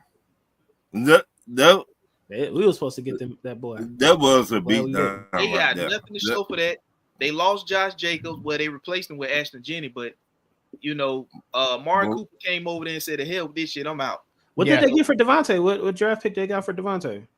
I think they cut him, right? Oh, No, they they cut him? I thought they Yeah, I think traded they him. cut him. Oh, Pretty okay. positive. Dang. So they didn't Well, get nothing for Devontae. That's crazy. But when you got people in the front office that don't know what the fuck they Devontae wanted to doing, be there. This This- is what you get. this what you get. That's the We all coaching. been there. My This- team was Not there. mine. Not mine. Josh, come on. Yeah, now. I Green can't Bay say ain't that. there. Yeah, I Green can't Bay say I is can't heavy. say that with Tampa. Tampa has no issues right now, man. Derek With Carr, Jason Well, Lundy. y'all been there. Tampa We Bay have, was yeah. there for a minute. Oh yeah. So the what I'm Green Bay. saying, when you got the wrong people in the front office, this the kind of bullshit you would do. Now keep it 100. Yeah. So the incident with Henry Ruggs, John Gruden was the coach, but then obviously all that stuff with the league was stuff Gruden? happened. Right. Yeah. So he Yeah. resigned, and Rich Basca took Versace over. that trash dude. Right. Yeah, I forgot he- about Rich he- Versace. he took over as the interim head coach, and that's when that happened. Right. Oh, So, Yeah, like, you know. Now we got Rich Versace at bum. so He's That been around was- the league for a while, man. He was the Buccaneers special teams head coach. Yeah, he our special teams coach. You see Oh. what our special teams look like now? Yeah, with the Bucks, we got the same. I don't know. Is it a special teams problem? Because it seems like I thought it was just the Bucks, but seems like around the league now. Now I actually like the rule Everybody. changes. Yeah, it's everybody. everybody. Yeah, Not 2 weeks in a row like Green Bay though. yeah. Hey, listen, we had a field goal blocked by the Jets, and you saw Aaron Glenn dancing like a buffoon for no reason. The game wasn't even over yet. Yeah, I mean, Yeah, he Rob can showed move. it too. He's smooth. He can move, but a little too early on that. A He said little he too can early. move. You gotta tone it down He a can little move. bit. You got to tone it down, But- brother. You got to do that when the clock. What the game over? Zero, you know what I Yeah. mean? And then we had one against Philly to open up the game, which was bullshit, man. Listen, I don't even want to talk about that Philly situation because I still think we're the better Hey, team. it's been a lot of special team Forget the plays. Phillies. Right. Forget Philly. So far this season, Eagles been are a lot of special team plays. Like you said, Philly blocked the field goal Yeah. against the Rams. And then that same Shoot, week, was Dallas. five blocked kicks within 8 minutes of each other or something crazy like that. They were saying something about a full moon. I don't know, but that was just wild. Let me ask you guys real quick. What's your thoughts on the Philadelphia Eagles? Like, they got their first loss yesterday to the Broncos. Yeah, and Bo Nix. I knew the Broncos was gonna beat them. Yeah, I had Bo Nix. Everybody's on the before. Listen, I'll tell you. Started. I'll tell you something right now. My dream for the Tampa Bay Buccaneers, if by the grace of God, man, please, I wish the Buccaneers, which I would give up 2 first-round draft picks in Jamel Dean for Patrick Surtain Jr. I would. Dude, that dude, you want to talk about lockdown? I would love to see him and Antoine Winfield Jr. on the same defense, man. I would. Patrick Surtain is that dude, man. I know. It's a dream. I'll get it in Madden. Yeah, in Madden. In Madden, I'll get that. But I look at y'all still not stopping Leggett over there. I don't care who you talking about. Leggett gonna run through all that. Give up 2 firsts in Jamel Dean. Oh yeah, to get Patrick Surtain, absolutely. That dude, I like him better than Sauce. Hey, Ralph, tell him that Leggett. Sauce. Leggett and cut Surtain. Once again. I don't know, man. Denver got a good defense. That boy so bad. Man. Denver got he had a pretty decent game, though. Yeah, he did. Yeah. But he's still finally potential. Do you think the Eagles, with everything kind of going on, there was a little bit of controversy towards the end of that game? Who was Chase was pulling down AJ Brown or something like that? No, not Chase. What's his? I always get them confused, man. I don't know why I do that. Jamar Chase and what's his face? Devontae Smith. Oh, Devontae Smith. Yeah, I always get them confused. Smith was pulling down AJ Brown for the Hail Mary or something like that. Yeah. Did you guys see? What was up with that? Your own teammate, man. To me, you cannot going on over there. You cannot put it in the referee hands. The city of brotherly love, man. You can't put it in the referee hands. And Jalen Hurts ain't no top 5 quarterback. I don't care what nobody says. Nah, look, to me, Hurts plays his own style of game. It's not pretty. It's not ugly. It's just his weird style. Yeah. It's not fit for wide receivers. Exactly. He got a good supporting cast around there. Yeah. Right. To me, I don't care how you win, just get the shit done. Yeah. That's how I look at it. But you know what? He's not a top 5 talent at all. I think they not saying it now, but I think they're gonna start eventually taking calls on AJ Brown. They got to. Because like you just said, that it's not yeah, he just took that right out of my. He just got his own way of playing. So if I'm not, this is just me. I'm not having that much money tied up in a wide receiver and the quarterback for the quarterback not to throw, enough. That's too much money tied up in one receiver. Tell me this. Now, Philly ain't got a lot of holes, but still, I'm not paying out that kind of money to a receiver for you not to get the production because the quarterback got money tied up in get it to him. If you do that, who you got to replace him? Yeah, I mean, you can draft one. They do damn good job at drafting. Yeah, they do a good job. But defense. But you don't know. You don't know that. Trade for somebody else, like they always do. But what I'm saying, you will not know that who you draft. They will be ready for that spot. Like, I don't think they're good at drafting receivers, but they're good at drafting. You see what I mean? They might just trade for somebody else, like they or traded for AJ Brown.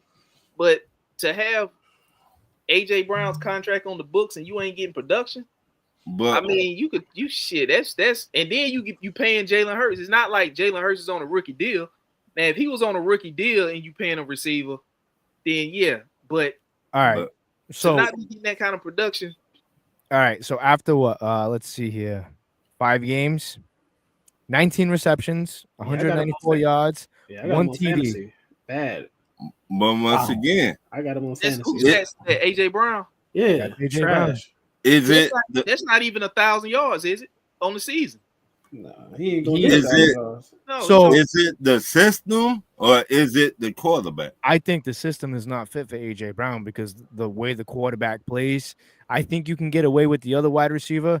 So right now, I hype up the Patriots because I think they have a very good young quarterback. Right. Mike Vrabel drafted AJ Brown, and I know they have a good relationship. The one thing that the New England Patriots are missing right now on offense is a big-time playmaking wide receiver. Drake May needs that. Stephon Diggs is not that anymore. He had a good tight game, end. Not that. Yeah, the tight end is very predictable. You can shut him down. The running game is pretty good, but Ramon Stevenson, he fumbles a lot. The problem right now with the Patriots is they need a reliable wide receiver. I'm telling you right now, if the Patriots and AJ Brown's 28 years old, you can still get him you can still get him for another 3 to 4 years, solid 4 years with him. If I'm the New England Patriots, at this point, you're 3-2. You're seeing what's going on with the Eagles. I think that there's more going on in that Eagles locker room than what we're being notified about, because AJ Brown's not happy being there. He hasn't looked happy for 2 weeks now. He hasn't looked happy. I mean, everybody's happy when you win a Super Bowl, obviously, but that only lasts for so long. Right. Yeah. But the problem is, when they make that trade, who do Philly got will come in and step up the same day? I'm finna tell you now. They can, if the Philadelphia Eagles make that trade, you got Devontae Smith. If they make that trade, yeah, like you said, if they make that trade, the Philadelphia Eagles can get by with DJ Moore in that system. I don't think so. Honestly, they got Saquon Barkley, they got Goddard, Saquon is that guy. Yeah, they got Devontae Smith too. So you can slide somebody like DJ Moore in there and get by in that system. They don't need no top tier. What I'm saying, we seen, okay, for example, we seen Julio was the man in Atlanta. He went to Tennessee, however that worked out. He was old. He went to Tampa Bay, however that worked out. He was old. Yeah, he went to Philly, however that worked out. Oh, so what I'm trying to say, everybody don't fit your system. But when you elite like that, I mean, he could go somewhere else and ball out. But I think right now, if you put AJ Brown on the Patriots right now, I think his first game with the Patriots, I guarantee you, he gets at least a touchdown and 120 yards receiving. Wow. Easily. I'm telling you, that kid Drake May's got a cannon. He can throw a pretty ball. He's nice. I think nice. I made a bold prediction too. I said this year, out of all three of those cats from last year's draft, starting this year, I think he's going to be better than Caleb this year, and I think he's going to be better than Jaden Daniels. And so far, it's proven, because Jaden Daniels is hitting a sophomore slump. I get it. He's been hurt, but you can only continue to play the way you're playing for so long. Teams will figure you out. Like that win that they had against the Buccaneers in the playoffs.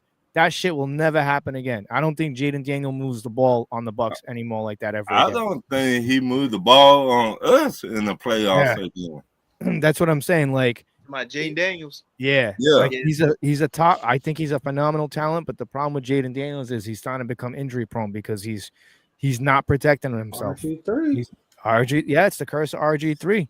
Could be. I mean, but like I said, running like that. Yeah, I think he needs to put on a little bit of weight, maybe, or be more precise with your throws. Look at your checkdowns, or the Commanders. I still call them the Redskins, man. I don't like that. Too. I call them the Commodores. Yeah, it's they call them Redskins too. So wow, dude. Let's just be honest here. A lot of people that got offended about a name. Like, get all that out of here, man. It's the Redskins, in my opinion. That's my opinion. Redskins, baby. But once again, he got to have a quarterback that played in the league for a long time in that system that succeed. He got Mariota over there. Yeah. Which is he's carried the team a little bit since Daniels has been gone, but still the thing is with Jaden Daniels is that they don't got the same. You see what I'm saying? They don't play the same. Yeah. Not only that, there's the magic is not there anymore. It like that hype is gone. So it's like that's why a lot of people called me crazy. They were like, "Lou, you're crazy for thinking Drake May is going to be better than these two guys." First of all, like I said, Jaden Daniels was going to hit a sophomore slump. And that's not me saying he's going to be terrible. What? But he's just going to hit that sophomore slump because when you play like that your first year, it's it's hard to stop because the lack of film, et cetera, et cetera. Yeah. And you got like eventually in your second year, if you're not evolving your play, if it's the same shtick all the time, like you take a look at the Buccaneers last year. What did Baker used to do a lot? He used to scramble. And now it's not so much scrambling. Now it's like you're seeing defenses playing them honest. Is Baker going to scramble? Like you have a linebacker cheating a little bit, and that's why you have him hitting Buka hitting that in the middle a lot. You know what I'm saying? Because they think he's going to scramble, but Baker's evolved knowing that hey, they know I'm going to scramble. It's the same thing with Jaden Daniels. He's got to evolve that game. TJ Stroud, the same thing. Yeah, they figured him out. They figured you out. The NFL. So I guess maybe that's what they was trying to bring a different element to the offense when they brought Deebo Samuel in. Somebody where you can jet sweep it to. Somebody. To be honest, Deebo not Deebo no more. No, he's not the same Deebo, and I think they dropped. You see what I'm saying? He's not option. Right. He's not Deebo like he was at the beginning. Boombox coming out early on, and he's not that Deebo. No. So if you would have that Deebo in Washington, he's still a gadget, like utility. Right, player. he a gadget player. Thank you, John. Yeah, but the problem with him is that the defenses focus on him so much because Terry McLaurin, I like Terry, but he's not really a threat. Right. You know what I'm saying? And they overpaid for him.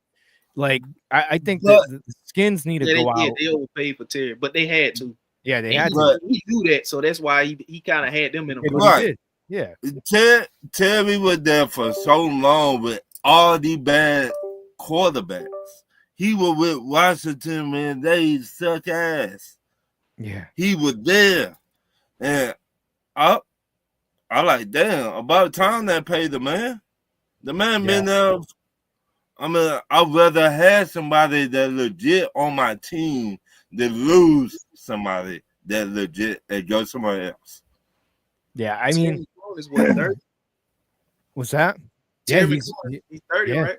Yeah, he's about to hit 30, I believe. It's just around 30.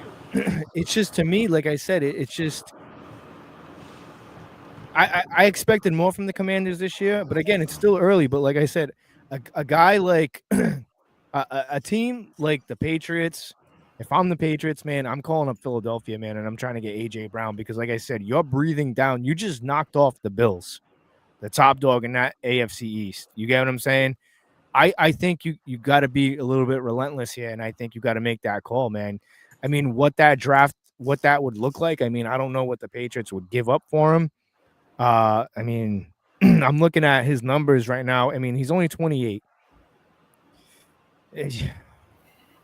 It all depends if they plan on giving up the farm. You know what I'm saying? It's like for AJ Brown. I mean, like I said, if I'm the Patriots, man, I mean, you're gonna have to probably give up a first-round pick this year. You're probably gonna have to give up a second round the following year, and maybe a compensation in return as far as a solid wide, like one of your wide receivers. I don't know. It just. I just feel bad for a guy like AJ Brown because he's got a lot of talent, man. He could be a top 10, top 5 wide receiver in this league, and it's just like he's stuck in a system like the Eagles where, you know. Tell me this. Do you want the win or do you want your money? I don't know. There's some guys out there. I do believe, like, all right, so he's got a ring. Yeah. And I think that. I think maybe he wants a little bit of both, but there are still some decent football players out there. Like, take Mike Evans, for instance. We call him Mr. Buccaneer. He's got his ring. But right now, you know what he wants the most? Would he like another ring? Absolutely. He'd love to have another ring. But he wants that he wants to break Jerry Rice's record. Right. So you made a good point right there. I with you on Mike Evans. He a motherfucking beast. Yeah. But let's just say AJ Brown go to the Patriots. Okay. And they don't do nothing. And Philly somehow, some way go back to the Super Bowl and win another chip. That'll be just like the Tyreek Hill leaving Thank you. You see what I mean? Then he gonna be like, shit. I should have just stayed over here, kept my mouth shut. Tyreek was definitely after the money, though. Right. But what I'm saying, sometimes you gotta give a little to get a little. You see what I'm saying? Do you want your rings or do you want the money? You cannot have both. Well, that was a big Tom Brady thing, the Patriot way, Right. like taking pay Right. cuts to win Super Right. Bowls and titles. I don't know. It's So- a very tricky situation with the Eagles and AJ Brown. You see what I mean? It's It's very tricky. Just because the Patriots, they looking good over here, but and Philly looking suspect, but Philly they turn that around in a heartbeat because Yeah, they got yeah. experience. Well, yeah, I mean, let me take a look at the division. I mean, because like I said, nobody's really performing in that division outside of, you know, Which division you talking about? the NFC East. Oh, the NFC East. You got is Yeah. Washington, Washington 3-2. Yeah. right? Washington, Dallas, Dallas 2-2-1, and the Right. Giants. They only got one win that came Right. last week with the Chargers. right. So I you mean- got 3 teams that really do something over there. That's what I'm saying. I would not. If I'm AJ Brown, I would stay put. But that's just me, though. I don't know. I think that locker room is one bad win away from imploding. We've seen it before. We've seen AJ Brown lose his shit a couple of years ago in that playoff game against the Buccaneers when the Buccaneers throttled them. He was pissed. And there's just so much more that we don't know. That obviously, what's the one thing that cures everything? Winning. So they get the Super Bowl. But now, I think he's just so frustrated, and I don't think it's just him. I think it's the other wide receiver too, man. I'm telling you. Devontae Smith. Yeah, I think it would have already exploded by now, but they went and got that. They barely beat Kansas City. Then they had the blocked field goal to beat the Rams. So if they had lost one of them games, that like the what you talking about, that would have already happened by now. Yeah, I think they should have lost to the Bucs. I think the Bucs should have. Without that blocked field goal, you're talking about a different ball game. You know what I'm saying? They should have been sitting at 2-2. I just think that so to close this off with the Eagles, because I'm sick and tired of talking about the Eagles. I can't stand the Eagles, man. It's honestly like it's for the Buccaneers. That's like one of our rivalries. Like it's one of our old traditional rivalries, man. The Eagles, even before the realignment of the divisions. The Eagles would just always knock us out of the play. I can't stand the Eagles, man. It's always fun though when it's Eagles week. I just think that it's Super Bowl or bust for the Eagles. Because I'm telling you right now, if they lose a wild card game or a playoff game, I'm telling you right now, they're gonna blow that whole shit up. I'm telling you right now. I said it's hard to find wide receivers, pass rushers. It's hard to find. It's tough to get a wide receiver on your team now. Look what Chris Godwin did to the Patriots. He turned down $30 million. He left $30 million on the table. Right. So then when I'm saying if I'm feeling, I will keep AJ Brown. You don't let nobody like that well, walk out. What do you do if he says, "I'm done. I want to get out of here"? If he says, "Yo, I'm done. I'm out. I want out. I can't do this anymore." But see, as from a business standpoint, you got to trade him before it get like that, because now you lost leverage. You're not gonna get as high as a draft pick for him as you think, because teams is gonna sit back and they gonna get now they're gonna throw you 4th and 5th rounders for him. Right. Not only that. He's hell bent. These guys. So I started studying player contracts and salary caps. The salary cap is insane. Like to go down that rabbit hole. If you guys ever have time, man, go down the rabbit hole of how an NFL salary cap works with voided years. It's insane. But I think the reason why AJ Brown and Smith are very upset is because if you look at their contracts, like there's incentives that they need to meet to get certain bonuses. Right. And I feel like AJ Brown, like you can have that big time contract, like he's got the money, but the problem is like you take a look at like when last year for Mike, I think Mike got an extra 1.2 million just for hitting 1,000 yards. But that's a big deal. You know what I'm saying? To a guy like AJ Brown, if your base salary, I don't know what his base salary is. If his base, we'll just throw a number out there. Let's just say if it's 15 million for the year, right? Okay, you're 15 million. But if you have an opportunity to make like 19 million you want to hit that. You know what I'm saying? Because you like, I don't know what the taxes are like in Philly, but I'm sure they're up there. I'm Massachusetts. It's Taxachusetts. You know what I'm saying? What? It's you're trying to get as much money. I believe he's just trying to hit those incentives, and I think he's just trying to get the stats. But once again, do you want to win or do you want to get the Absolutely. money? Yeah, you want to win. Okay, so you got to put up with a little bit bullshit to get where you trying to go. Repeat. But if you already won a ring, how much more bullshit you want to put up with? Yeah, it's everybody not built like Philly. Yeah, that's right, and that's why not every team repeats. And and believe me, I agree with what you're saying. That's why the Patriots were a dynasty and they did so good because they got guys to buy in. Unfortunately, you have some guys that are just like, okay, but no, he kind of reminds me a little bit of Randy Moss a little bit. If I can make that comparison, he has a lot of that kind of reminds. Yeah, it kind of reminds me of Randy Moss. Like, just not a bad guy, just kind of wants to show what he can do and still want to get paid. But once again, do you want chips? Yeah. Or do you want your money? He could go somewhere with a bad team. You will get your money, but y'all will not do shit during the season. Right. If he stay with Philly, he know, we got a chance in the playoffs. He already know this. Yeah. So what will you put up with? The bullshit or the money? But if he goes to the Patriots, are they a playoff team? Do they make playoffs? Oh, most definitely. In that division, I think they can get wild. I think they could get wild card. I think they get wild card. Okay, now that you say they can make the playoffs, let's look at the teams that's down that probably won't be in the playoffs. Okay. You're not gonna see Baltimore. They probably not gonna make it.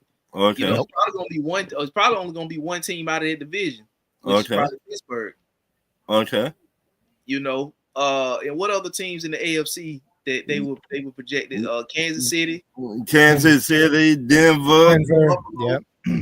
Right. Which LA, they got a good Chargers. chance that they could possibly because you already see Buffalo twice being in the same division. So and they just beat Buffalo. Right. So so now you add AJ Brown to go against Buffalo again. Could they possibly upset Buffalo? I think they could. I mean, so here's the schedule coming up for the Patriots. That hard to say. That we talked about division rivals. we in here division rivals. Toughest games to play. Right, toughest game. No matter how bad it does not matter how bad if the Bucs are bad that year or if the Falcons are bad or even the Panthers. But when those games come up, it's going to be a fight. Oh yeah. So the what I'm saying, if you put AJ Brown with the Patriots and they play Buffalo in the playoffs, there's going to be a knockdown fight. So we don't know. What's the Patriots schedule? So their schedule right now coming up, they have, so let's just say today they traded for AJ Brown. Okay. You have the New Orleans Saints in New Orleans. Mm-hmm. You travel to Tennessee to play the Titans, and then you're home against the Browns. Mm-hmm. And then you're home against the Falcons. You're away against the Buccaneers. You come back home to the Jets. You're away at the Bengals. You're at home against the Giants. Mm-hmm. You play you play the Bills in New England. Mm-hmm. And then after that, you have on December 21st, you have the Patriots and Ravens in Baltimore, and then at New York Jets. So I mean, that's a very favorable schedule. Yeah. But you put at AJ that Brown time in that equation, you're talking about, all right, they beat the Jets. So 1, 2, 3, 4. That's 10 wins. 5, 6, 7. Yeah, I see 7 to 8 wins here. But plus the 3 they already got, you 10 wins. Yeah. But you cannot just count like, we want to beat that team. We want to beat that team because it's favorite to win those games. You might be favored, but we seen how many times we seen a team favored to win a game. And I know. But then you look at the situation where, like I said, Baltimore down. So there's one team that was supposed to be in the mix that probably ain't gonna be in the mix now. So now if you're a team like New England, you gotta be thinking like, damn, we could, we can do something here. Yeah, we can speed up this process a little bit now. Look, I mean, I just said it's funny like that. The NFL funny as hell like that. Like you see Baltimore. We did get 500 yards on Baltimore, but the Browns got a top defense, but shitty offense. The Browns could say, you know what? We playing the Patriots. They got a better team than us. We just spoiled that playoff seeding. Yeah. You see what I'm saying? It happened like that every year. I just think that Buffalo's gonna smash them. I'm looking at it right now. So they're in second place in their division. So right now, you got the Chargers and Broncos tied at 3-2. The Chiefs are up 14-0 against the Jaguars. So that's 3 teams right there in the AFC West. I don't think 3 teams are going to make it to the playoffs. I think there's obviously going to be maybe 1 or 2. And then you have the Bengals. They don't get Joe Burrow back. I mean, their season's good as over. Right. I don't think he's coming back this season. Yeah, so their season's pretty much over. And then you got the Colts, and then a team that we really haven't talked about was the Jaguars. The Jaguars, they're a little cocky, but they play tough. Right. But do I think the Patriots can beat them? I think the Patriots can beat them. I think they might be one of those dark horses that go into the playoffs and that just kind of make some noise. But, I mean, I think they can be a wild card team now. Now, if they go out and get the services of A.J. Brown, there's a lot of history there between Vrabel and A.J. Brown. That's what I'm saying. It's a strong possibility. I called it not last year, the year before. Jamie on my co-host for Around the NFL when we do that segment. We talked about that. He doesn't seem to think so, but I think we're closer than ever. And AJ wanted to be a Patriot. You know who passed him up? Bill Belichick. Passed over him. Billy. I just saying. Bill. I mean, he got to really think about, do I know we gonna get into the playoffs, or is it a 50-50 chance we will get in the playoffs? I don't know, man. Like I said, they just beat the Bills. That's a huge win, not just for the Patriots, but that's just a huge win for morale. Like, we just knocked off the favorite to go to the Super Bowl for the AFC. That's huge. But then again, those division games are very difficult. I don't care how bad. What you think about the your boys, your Eagles? Shit, those ain't my boys. Fuck them motherfuckers. Those ain't my homies. Shit. What you think about the A.J. Brown situation? They the ops. But I told you, it's going to be interesting how they manage that situation for the rest of the season, because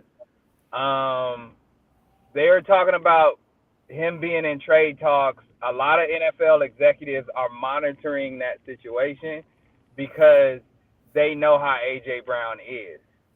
And he's a loose cannon when he's not happy. And that's just what it is. But Devontae Smith is more of a team player. A.J. Brown is not. He's not that. He needs to get his for him to be a team player. That's just real. And that's just how he's wired. And when he's not really involved in the game plan, you ain't going to have a lot of receivers willing to block that much anymore. You know what I'm saying? Only receivers are only going to block so many times before they just like, you know what, I'm done, especially when you're not getting the ball. So I told Josh, and like I've been echoing the last couple months, they are a run first team. They are a Saquon Barkley centric team. Without Saquon, they are going nowhere fast. And that's just real talk. That's just real talk. I predicted the Patriots to be a heavy team to be interested in A.J. Brown services just because of the relationship that him and Mike Vrabel had. And like I said, you just knocked off the favorite. You just knocked off the favorite in the AFC to represent the AFC in the Super Bowl with the Bills.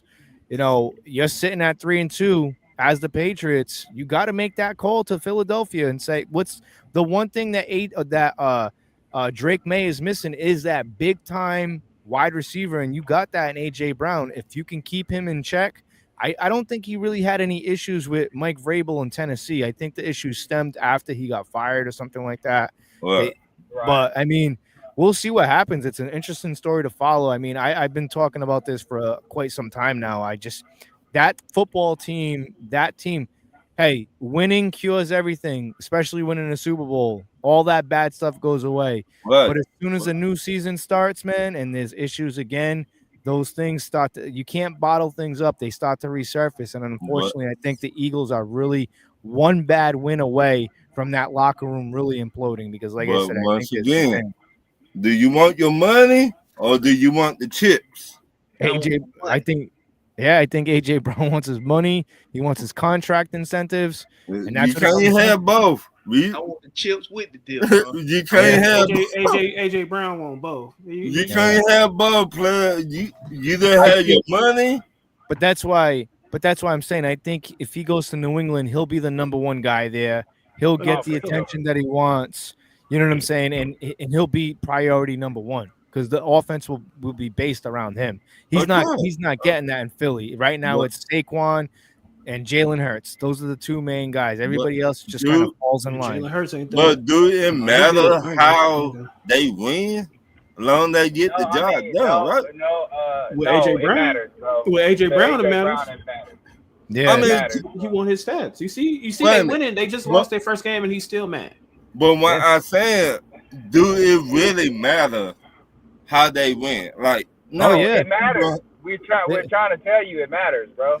It matters. Yeah, with AJ Brown, like I said, to be that caliber of wide receiver, he's easily a top 5 wide receiver in the NFL. Right. To have 194 receiving yards and that's it, man. You got a Emeka Egbuka down in Tampa, a rookie who's got 400 more yards receiving than you, more touchdowns. It's you got to look at that. And like I said, these contracts now, they're very incentive loaded, man. You want to make more money. Like I said, you got to perform. That's what it comes down to. I know when cats come down to Tampa, those contracts may not seem big, but I'm telling you right now, they're front loaded with incentives. You know what I'm saying? Like Mike got an extra $1.5 million for getting 1,000 yards. The playoff incentive, like statistics, catches, all that stuff. That's all worked out in a contract. And I'm telling you right now, AJ Brown wants his money. And he wants to win too, but he wants to be the focal point of that offense. And he's not going to get that in Philadelphia, unfortunately. Not like when he first got traded there. Yeah. Because, I mean, Jalen Hurts is limited as a passer. I've always said that. As talented as he is, he's very limited as a passer, in my opinion. And they are Saquon-centric. If Saquon's not getting off, they are not having success as an offense. That offense is terrible. You saw what happened with that Bucs game. They blocked the field goal. They looked red hot. They looked good. And then what happened? Tampa never let up. They started putting pressure on Jalen Hurts, forcing him out of his comfort. And they shut down Saquon Barkley for the most part. They contained him. They made him one-sided, and they forced him to throw the ball. And look what happened. They almost came back in that game due to that blocked field goal. That would have been a different game. That's why a lot Buck fans were kind of freaking out. I'm like, yo, relax. We'll see him again in the playoffs. It'll be a different story if we do see him again, which I'm sure we will, but it'll be a different story. Like I said, I'm not buying into do I think the Eagles are a good team? Absolutely. I think they're a good team. They win. They don't win pretty. And I know all about that being a Bucs fan. Back in the late 90s, early 2000s, we were winning games 11-3, 6-3. It don't matter. A win. Right. The one I'm trying to say, a win is a win. I don't care how you get. But we're talking about AJ Brown. Yeah, he wants to win. He wants to win. But the problem is when that culture, when you have somebody thinking outside the box and it's not clicking with that culture of how they're trying to win, knowing like, hey, like the Buccaneers back in the day, man, the defense had it set in their minds. If you go back and watch some of those interviews with Sapp and Brooks and Lynch, they'll tell you straight out, our offense was so bad that we had to be the offense and defense. But and the offense knew that. They knew they weren't good, and that the mindset was, all right, we have to put our defense in prime position not only to score on defense, but like the defense was vicious. and they knew they had to score points, and it was okay because it was like, this is how we win games. That's how the Eagles, in my opinion, are. They're a run-first team. They want to run the ball down your throat. They want to keep your defense out on the field. They want to wear you out, and they're a run-first team. Guys like A.J. Brown, that it just does not – it's not going to sit well with him because he wants 1,500 receiving yards, and there's nothing wrong with that. But the problem is when it starts clashing with a guy like Jalen Hurts, it's only a matter of time. Like I said, they're one bad division game from imploding. I'm telling you right now. You can tell he holding back on a lot of stuff he want to say. Oh, God, yeah.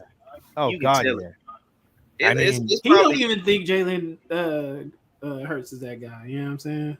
I think he's talented. But he's talented, but he's just not that top. You know what I'm saying? Like, right. He won a Super Bowl don't mean that he's top 5 automatically. Top but you cannot put your quarterback out there like that. But you cannot AJ Brown will. You cannot say, "Oh, I know my quarterback ain't shit."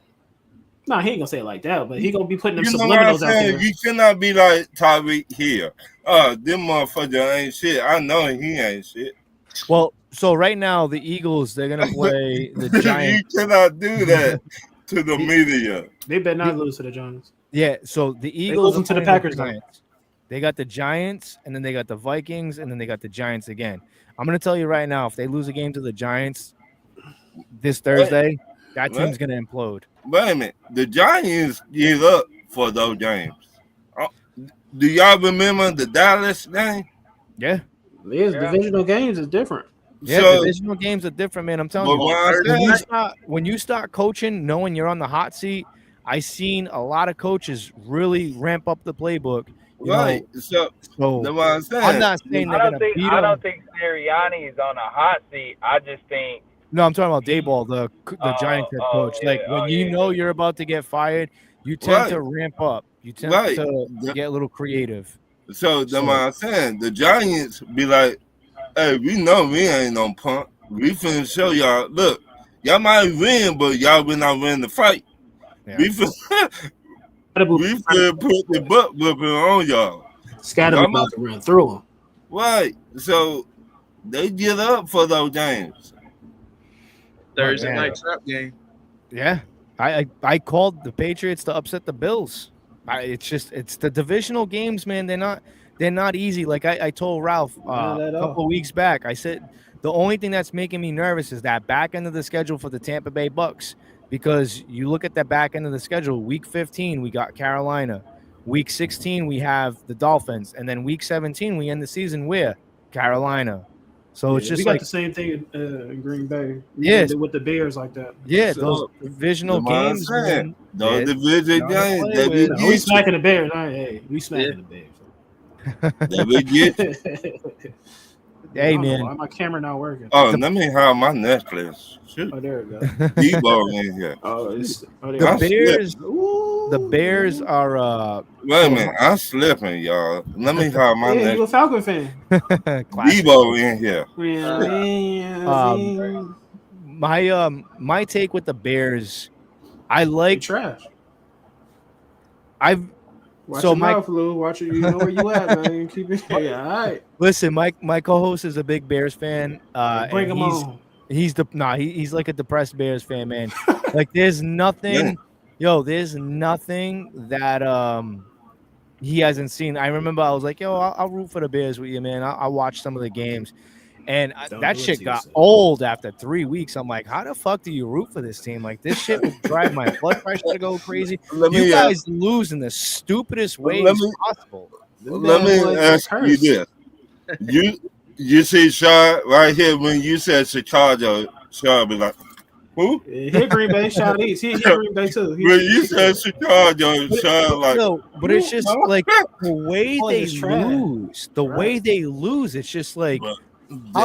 I couldn't be a fan of that team. Like I thought it was hard being a Bucks fan like in those years, but watching the Bears play, I'm like, why do you guys expose yourself to this nonsense every Sunday? Dude, like their fans are so delusional, dog. Like they won 2 in a row. Like they think they back on top of the world. You know what I'm saying? Like the last few weeks, they never happened. You know what I'm saying? They beat the Raiders and they're weak fans for real. They forget everything the week before if they lose. and then Well, it's back to It's you going to the crazy Super Bowl. because Jamie, the Bears, they had a game-winning drive, and there was like I think 30 seconds left. He's like, "Nope, they're gonna lose." I'm like, "Dude, you're so traumatized from being a Bears fan that even though you guys are about to win the game, you still think you're gonna lose in some form." I'm like, "Look, they did everything right. Caleb made the plays. I Guys like scored him. a touchdown. Like, I like Jamie. I like Jamie. like relax, calm down." He's like, "No, I can show you the text, man." He's like, "Nope, we're gonna lose this game. You watch. We're gonna lose this game in some type of fashion. We're gonna lose." I'm like, "Dude, you guys did everything right." I like him. He's a realistic Bears fan. Hey, No, Jamie, he shout is. out to Jamie, baby. Yeah, he'll be on Wednesday night. He thinks very negative about the team, and I could see why. I'm like, man, I thought it was tough being a Bucks fan. Holy Yeah, when we play the Bears, we're gonna have him on our Packers show later. Yeah. I'm gonna tap in with you. Yeah, we got to set something up. We get you guys on the Frozen Pirate podcast. You know what I'm saying? For sure. Then, like I said, I still got bragging rights over you though, because like I said, we went. Hey, into Shad, Lambeau. here we go. We went into talk. we went into Lambeau Fields, and we won. You won, but hey, Yeah, we play y'all in the playoffs this year. It's over with. You think so? Yeah. I know so. I don't know, man. Baker's got a different swagger about him. Baker this year, gonna get man. packed out. He gonna get up out of here. I don't know, man. I don't know. I think Rachaad White's gonna hit Micah Parsons with a nasty chip block and knock him on his ass like he did 2 years ago. That was when he was soft with the Cowboys. Yeah, he was a little soft. You saw that little reel he got out when he was doing all that little gay stuff with all that twerking or walking, all that vogue. Oh yeah, I seen that. Yeah, that's when he was a Cowboy. Or Penn State Cowboys, because he probably got, you know what I'm saying, he went to Penn State, so you know how to get a little freaky over there at Penn State. Oh yeah. So, you know what I'm saying. Yeah. Now that he a cheesehead, ain't none of that. So he got baptized. He's like done Pretty with that. much, you know what I'm saying. So he got a video doing what? Twerking. Twerking, yeah. Yeah, he some little freaky type stuff, you know what I'm saying. So Oh my God. every Cowboy fans didn't say nothing about that. Now that he on Green Bay, like 3 or 4 Cowboy fans said that to me. I was like, he did this, you know what I'm saying? Why he was on the Cowboys? You guys, yeah. All of a sudden, you know what I'm saying, he gay. It's all good. I like the Packers. I like the intensity, and plus it's a good rivalry. The Battle of the Bays, man. Like Battle of the Bay was NFC Central. Back in the days, got the black and blue division, man. Nobody really talks about that. Those are some tough times, man. Tough games. You got the Lions, the Packers, the Vikings, the Bucks. Yeah. Like those were games, man. Like you like defensive matchups, like the Bucks and Lions. That was defense, man. Like I said, we couldn't score points. We could pick it off. Donnie Abraham would take one back to the house. You know what I'm saying? But yeah, I ain't gonna lie. I wasn't a Baker fan. I'm still not a Baker fan, but he made me a believer in Tampa. I thought he was trash. I ain't gonna lie to you. When Brady retired, Brady had no business playing year 3. Coming in with the divorce, the Botox, and I was like, this season's over. I'm like, he wasn't even here for training camp. I'm like, we're cooked. And then we struggled that year. And a lot of people blame Bowles. I don't think it was Todd Bowles' fault. I just think that he inherited a team without his personnel. You know, he had Byron Leftwich, which I think he was not a very good offensive coordinator, in my opinion. Brady hid a lot of his flaws. But when they brought in Baker, I thought it was going to be Dave Canales working with Kyle Trask, and I wanted Sam Darnold. I thought Sam Darnold was a guy that I think could have worked well with Mike Evans and Chris Godwin. But then again, I do think that you could put 30 I think you could put a lot of quarterbacks with that Buccaneer offense right now, and they would do well. They got weapons, Yeah, there's a lot of weapons there. They have a good, solid offensive line. We have an hold on, Lil. Right before you think you could put the Carolina quarterback over there and do good? Bryce Young. I don't see why not. As long as he can throw a decent deep ball, I don't see why not. I don't think it's going to be like Baker. I don't think it'll be like Baker, man. But I'm just saying, like, I think that he would. I think he could get him to the wild card. Yeah. But Baker, okay. Yeah. Baker. The thing is, like, you got to look at the totality of the team, man. Like, you have Rachaad White, who could start for about 17 different teams right now. You have Bucky Irvin, who's a playmaker in itself. You have Mike, Chris, Jalen McMillan, Emeka Ibuka, Sterling Shepard. Like, you have K-Dot, and you have a couple other tight ends. And the offensive line is probably one of the best offensive lines in the league. That's what it counts. If your team has a top 5 offensive line, games are won in the trenches. So when you see like the push between the defense and the offense, whoever's getting that push usually ends up winning that game. So when I look at the Bucs, man, and I see like a lot of other teams, and I see the way Baker was playing, I wasn't a fan of Baker coming to the Bucs because of all the other stuff that was going on. And the day I seen him start for the Buccaneers and he threw a stiff arm to what's his face on the Vikings, and he was like, get your fucking weight up, little boy. I was just like, who is that? And then I seen him when he do that. I ain't gonna lie. Yeah, like it's his moxie. Like he's got balls, bro. He plays with big balls. You know what I'm saying? He don't care, and he's not afraid to talk a little trash because he backs it up. And I'll tell you what, that Buccaneer team has rallied around him. Like that team resembles Baker in that identity, man. But my only concern with the Buccaneers right now is living and dying in the fourth quarter, man. That scares me a little bit because you can only get away with doing that for so long until you get knocked off, man. I don't think it's going to be by the Packers. What? Okay, hold on. We got somebody. Hold on. We got somebody that think Baker gonna get 50 touchdowns this year. That's not happening. Thank you. I'm glad you with that. But Jordan Love is better than Baker Mayfield. Just let you know. I don't know about that, man. I gotta check the statistics.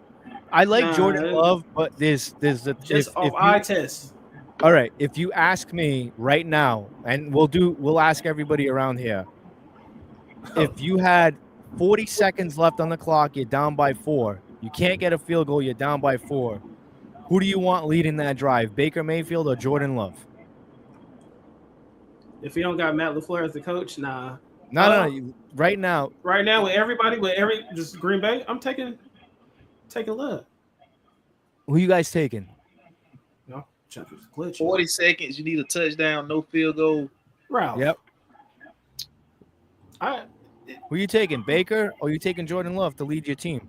It's almost like you can flip a coin in whichever. They both good, you know what I'm saying? But I'm gonna say this because it was a play calling to me that I think we could have got a touchdown. That play calling at the end of the Dallas game was just horrible. You know what I'm saying? Like that was a tough game, man. That was a tough game, man. Because like I said, I thought Green Bay was going to pull that off. I just think that was a really tough divisional game for both teams because there was a lot of emotions riding on that game. Yeah. And how ironic it ended in a tie. That's wild. But no, I got to ask you guys, like, Chad, like, what's your take? Who you taking for a game-winning drive? Baker Mayfield? Let him know, baby. Or Jordan Love? You going with J Love? You got to be honest. He already know, man. LOVE, baby. I'm taking Jordan. That's just me. Because there's nothing Baker can do that Jordan can't do. So that's not a bad thing. I like Baker. I think Baker. Yeah, it's not a bad thing. I think Baker's a legit quarterback. I like Baker a lot, but I just think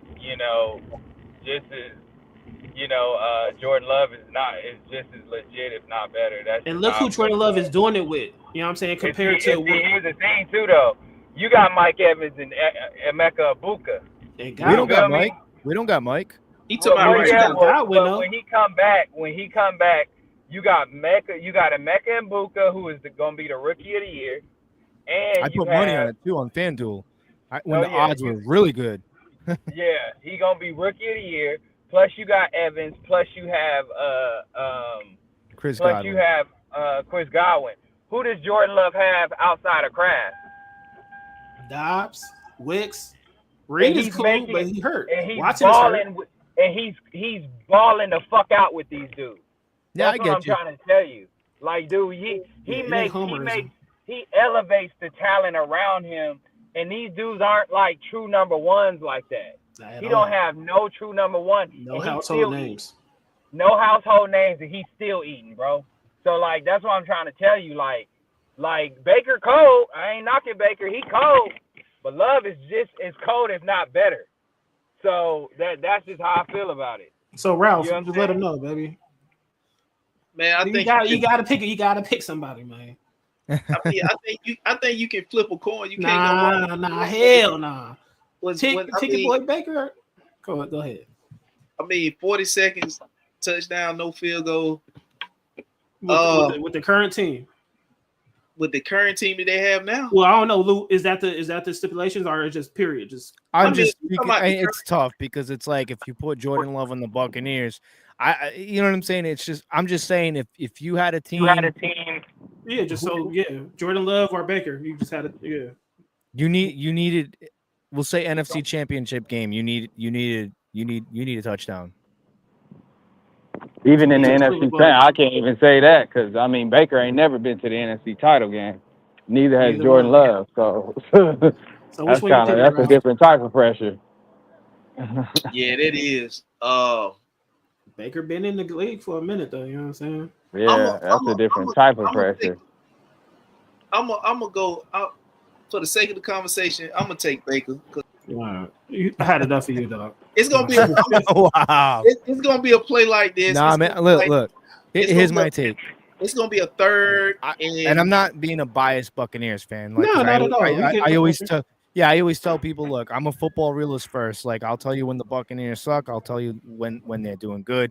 My whole thing is I'm gonna take Baker just because, like, right now, like Jordan Love's got 1,000 yards passing and stuff.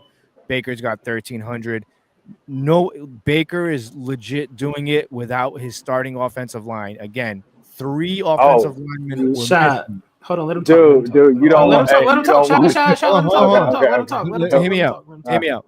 So when you have, again, your left tackle, who is probably the best tackle in the game right now, and I say it on my show. He nice. I ain't gonna lie. He cool. Yeah. He nice.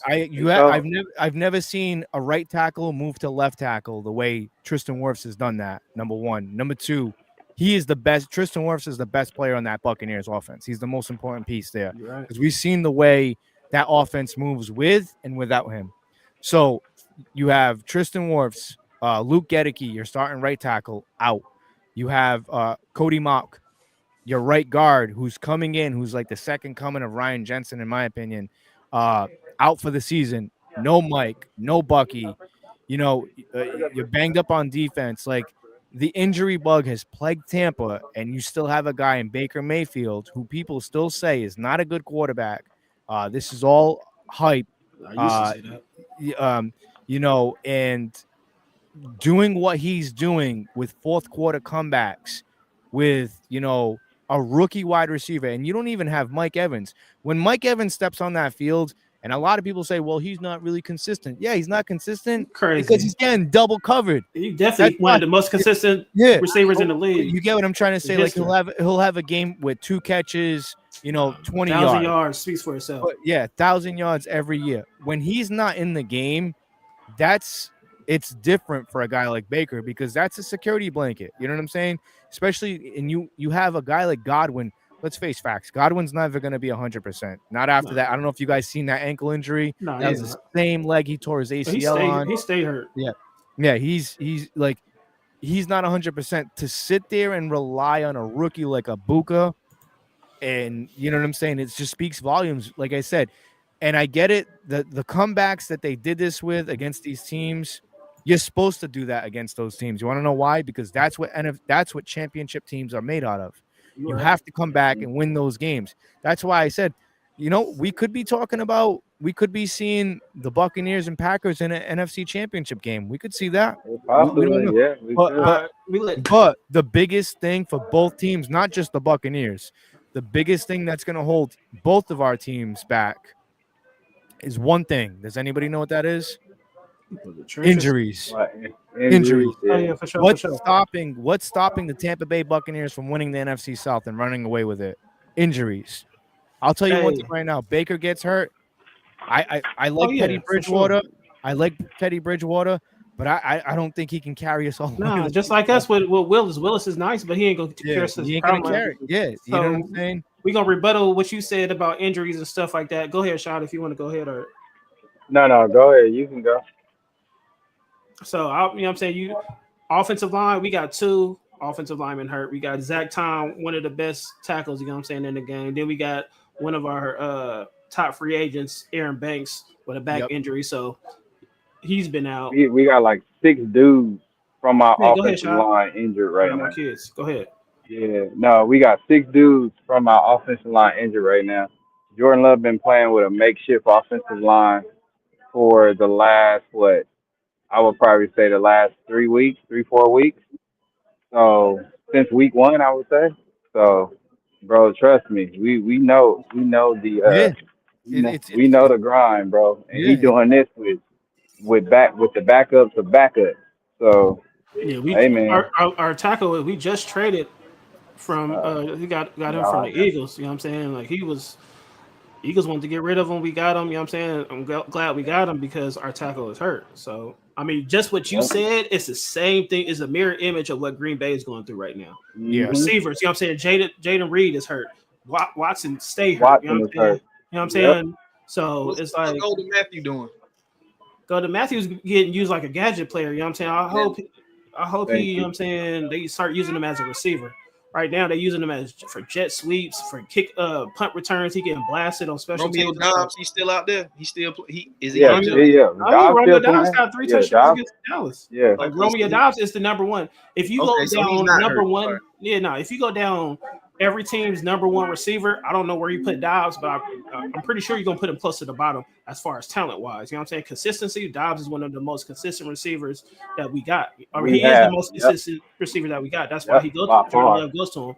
But if you put him talent wise, line him up with all the number one receivers in the league, he's going to be at the bottom. You know what I'm saying? And that's why I say Jordan Love don't get enough credit with he does the most with the least.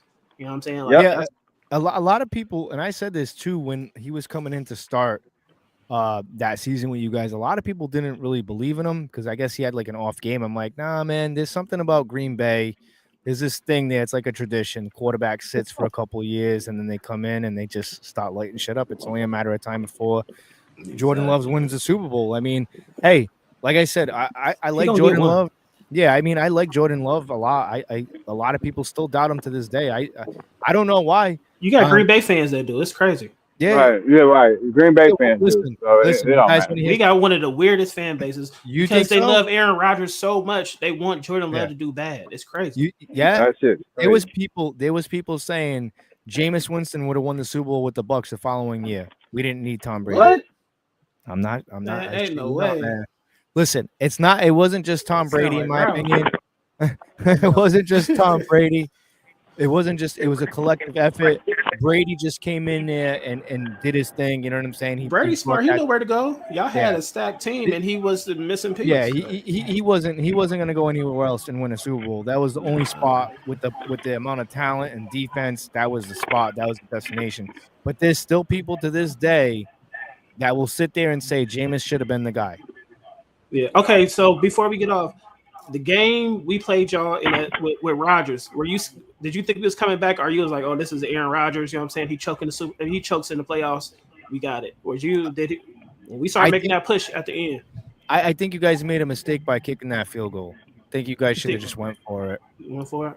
Yeah, because you had the Buccaneers defense on its heels, and in a situation like that, I mean, Bruce Arians used to say, no risk it, no biscuit. I mean, you play to win the game, right? That was your chance to win the game. You know, we got the turnovers. We were supposed to just get it was it. a great game. I'm not gonna lie. That was probably out of all the matchups. I want to say my favorite matchup was between the Buccaneers and Packers. Was probably the 2003 season. Well, the 2002-2003 season. That was a really fun game to watch. But that NFC Championship game, to me, that was a classic, man. It was a little weird because, you know, COVID and no fans. It started off. It started off weird. Yeah. I thought it was gonna be a blowout. Then we started chipping away. Yeah. We had chances to win. You know what I'm saying? People I want to blame Kevin King and all that, Yeah. but nah, we had chances to win that game. Well, that was the thing. I knew the Buccaneers were going to win that game just because when Mike starts going early, that team feeds off that. And if you guys notice this year, the Buccaneers have been starting slow. Why? Because Mike's not there. You know, when Baker starts feeding Mike the ball early on in that first drive and he gets cooking, that team feeds off of that. And that's why I think the Bucs won that game that year, because Brady threw an absolute dime to Mike to start that drive off. And right then and there, I was just like, all right, this game's going to go two ways. If the Buccaneers turn the football over and they go 3-and-out in that first drive, the Packers are going to win this game. But if the Bucks can get 7 points right now with the lead and play with the lead, they're gonna win this game. And it happened. I mean, there was again. I still think you guys should have went for it. I don't think you guys should have kicked that field goal because what killed you was when Godwin caught the ball and he slid, and that was the end of that. Yeah. You don't do that. You got to go for the. You guys had the defense on the heels. I mean, I get it. We had Sue. We had a very good defense, but still, we were backed. We were pinned back. So Yeah, we had supposedly the NFL MVP. You know what I'm saying? Playing scared. So it's like, do you think he was the MVP that year? Or you think, like, be honest, like we're way past that. Do you think Brady got robbed of the MVP that year? No. Aaron Rodgers deserves it. Aaron Rodgers went off. What about the second year? That season? Now the second year, I think Josh Allen should have got it. You think Josh Allen should have? I don't know. I think Brady, honestly, and this is crazy, I think Brady should have got that MVP because if you look at his statistics from that year, and a lot of Patriot fans argue with me about this, and I said, I understand where you're coming from. Oh, the undefeated season. I said, I get that. But if you look at Tom Brady with the Buccaneers in his second year, what he did at his age, what was it, like 40-something touchdowns, 5,600 passing yards for a 45-year-old dude, man. And to rob him of the MVP. But Josh Allen numbers were stupid, bro. And he went to the AFC Championship that year. Y'all didn't go his second year. His second year, y'all lost to the Rams in the playoffs. Yeah, blown coverage. Don't remind me. Yeah, y'all lost to the Rams. Well, so I'm looking at Josh Allen. You thought in 2022 he should have got the MVP? Hell yeah. What was his numbers? 4,200 passing yards, 35 touchdowns, 14 interceptions. And how many rushing touchdowns did he have? That was last year. No, that was last year when he had all those rushing touchdowns. Yeah, that was last year. I'm talking about 2022. Did he have any rushing touchdowns that year? Hold on, let me pull it back up. But I still think I don't know if he did that year, but I thought Josh Allen. One of those years, I thought Josh Allen should have won it, and I forgot who they gave it to. It was 2022. It was the second year. Josh Allen had 2022. It was the back-to-back Rodgers year, but it was that second year he won it in 2020. No, I think it was 2021. It was in 2021. 2021, whatever. Josh Allen had 4,200 yards passing. Yeah, how many touchdowns and rushing touchdowns did he have? He had 35 touchdowns. Passing or just total? Hold on, this just got either one. I thought because Brady did kill that year, but I think Josh Allen. One of those years, Josh Allen definitely should have won. It might have been it might have been Rodgers' second back-to-back year. So Tom Brady's year. So who won it that year? Oh, Rodgers, obviously. Yeah, but like, what was Allen's numbers that year? All right, so we got to go off 2021 because the way the schedule is set up. All right, 2020, the Bucs won the Super Bowl. So that's the 2020, 2021. So 2021, we want to look at that. Josh Allen went 13-3 that year. But so Tom Brady at 45, 45 years old. So at 45 years old, this dude threw for 5,300 passing yards and 43 touchdowns. Okay, that's nice. That for a 45. He balled out. I didn't know he balled out. That I didn't know he did. Oh yeah, and I have this debate with Patriot fans. I'm like, honestly, that year was probably the best year of his career, hands down. They're like, no way. It was the undefeated year. No, it wasn't. In my opinion, it wasn't. You lost. He had 42 total. Oh, so he had 42 total. Josh Allen, 35 passing and 7 rushing, and he had 762 rush yards. Yeah, see, damn near 1,000. He almost had 1,000 yards rushing, and 42 total. Like Josh Allen went off that year, and they was 13-3. The Bucs weren't 13-3 that year. You guys won a division, but you guys were we went 13. You guys were like a 3 or 4 seed. Like no, we had 13 wins that year. And the year y'all lost to the Rams. Yeah. Oh wow. Okay. Yeah. And I think that was that was before they added the 17th game, right? Yeah, we went 13-3. Yeah. Oh, so 13-3. Okay. Yeah, well, it says 13-4 because we lost to the Rams. They had that, but yeah, we went. They lost to the Rams. Yeah, that was a heartbreak. Josh went to the AFC Championship game.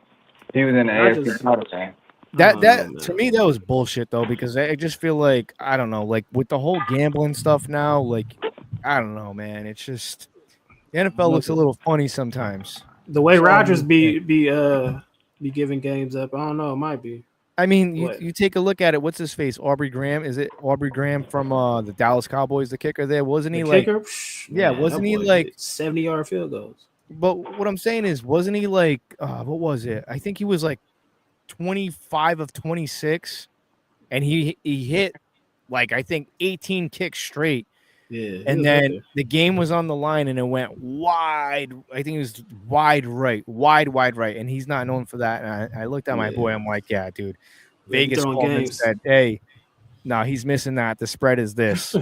I don't know. They had a big thing with. I'm not really a LeBron fan, but I know he got robbed of a couple of championships because they were shaving points.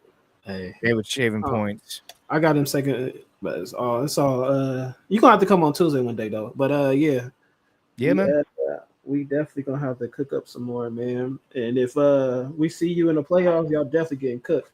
So y'all got us on the last couple. I'm gonna take notes. I'm gonna write that down, man. Oh yeah. If they lose, I expect you on the Frozen Pirate podcast immediately on the post. I got you. We gonna come bless it. We gonna come bless it no matter what. Win, lose, or draw. And whenever we play Tampa Bay, yeah, you're gonna have to come on the Stay Packing podcast. You know what I'm saying? Absolutely. Ralph's gonna be on there when we play them later this year. Yeah, we don't play you guys this year. That's strange. That's a shame because I think the Bucks and the Packers should play every year. I still think they're a division rival in my opinion. Oh yeah. We definitely got some history, man. So oh yeah. All right, man. I appreciate you guys having me on. This was fun. We got a big show coming up Wednesday, Ralph. Hopefully you can join because it's State of the South, man. Yeah. Hey, you guys looking good, man. Little brother of the division. Hey, Ralph, why everybody say y'all the little brother? Brown was saying y'all the little brother. Even Saints fans say y'all the little brother. That's crazy. Saints. Oh wow. Saints. Dalton says y'all the little brothers. Oh man, come on.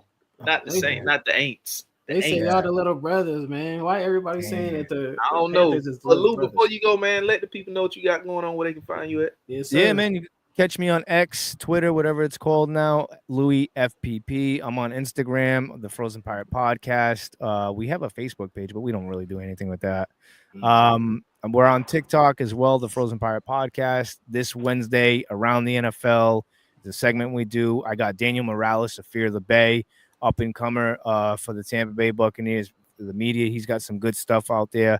And we got Ralph coming on to join us for State of the South, where it's a roundtable where we just talk about all the teams and everything that's going on in the South. And then on the back end of the show around 9:00, Jamie and Dino joins me. Earmuffs kids, because Ralph knows they're very unfiltered. Hey, real quick before you go, you're a Devil Rays fan? Tampa Bay Devil Rays.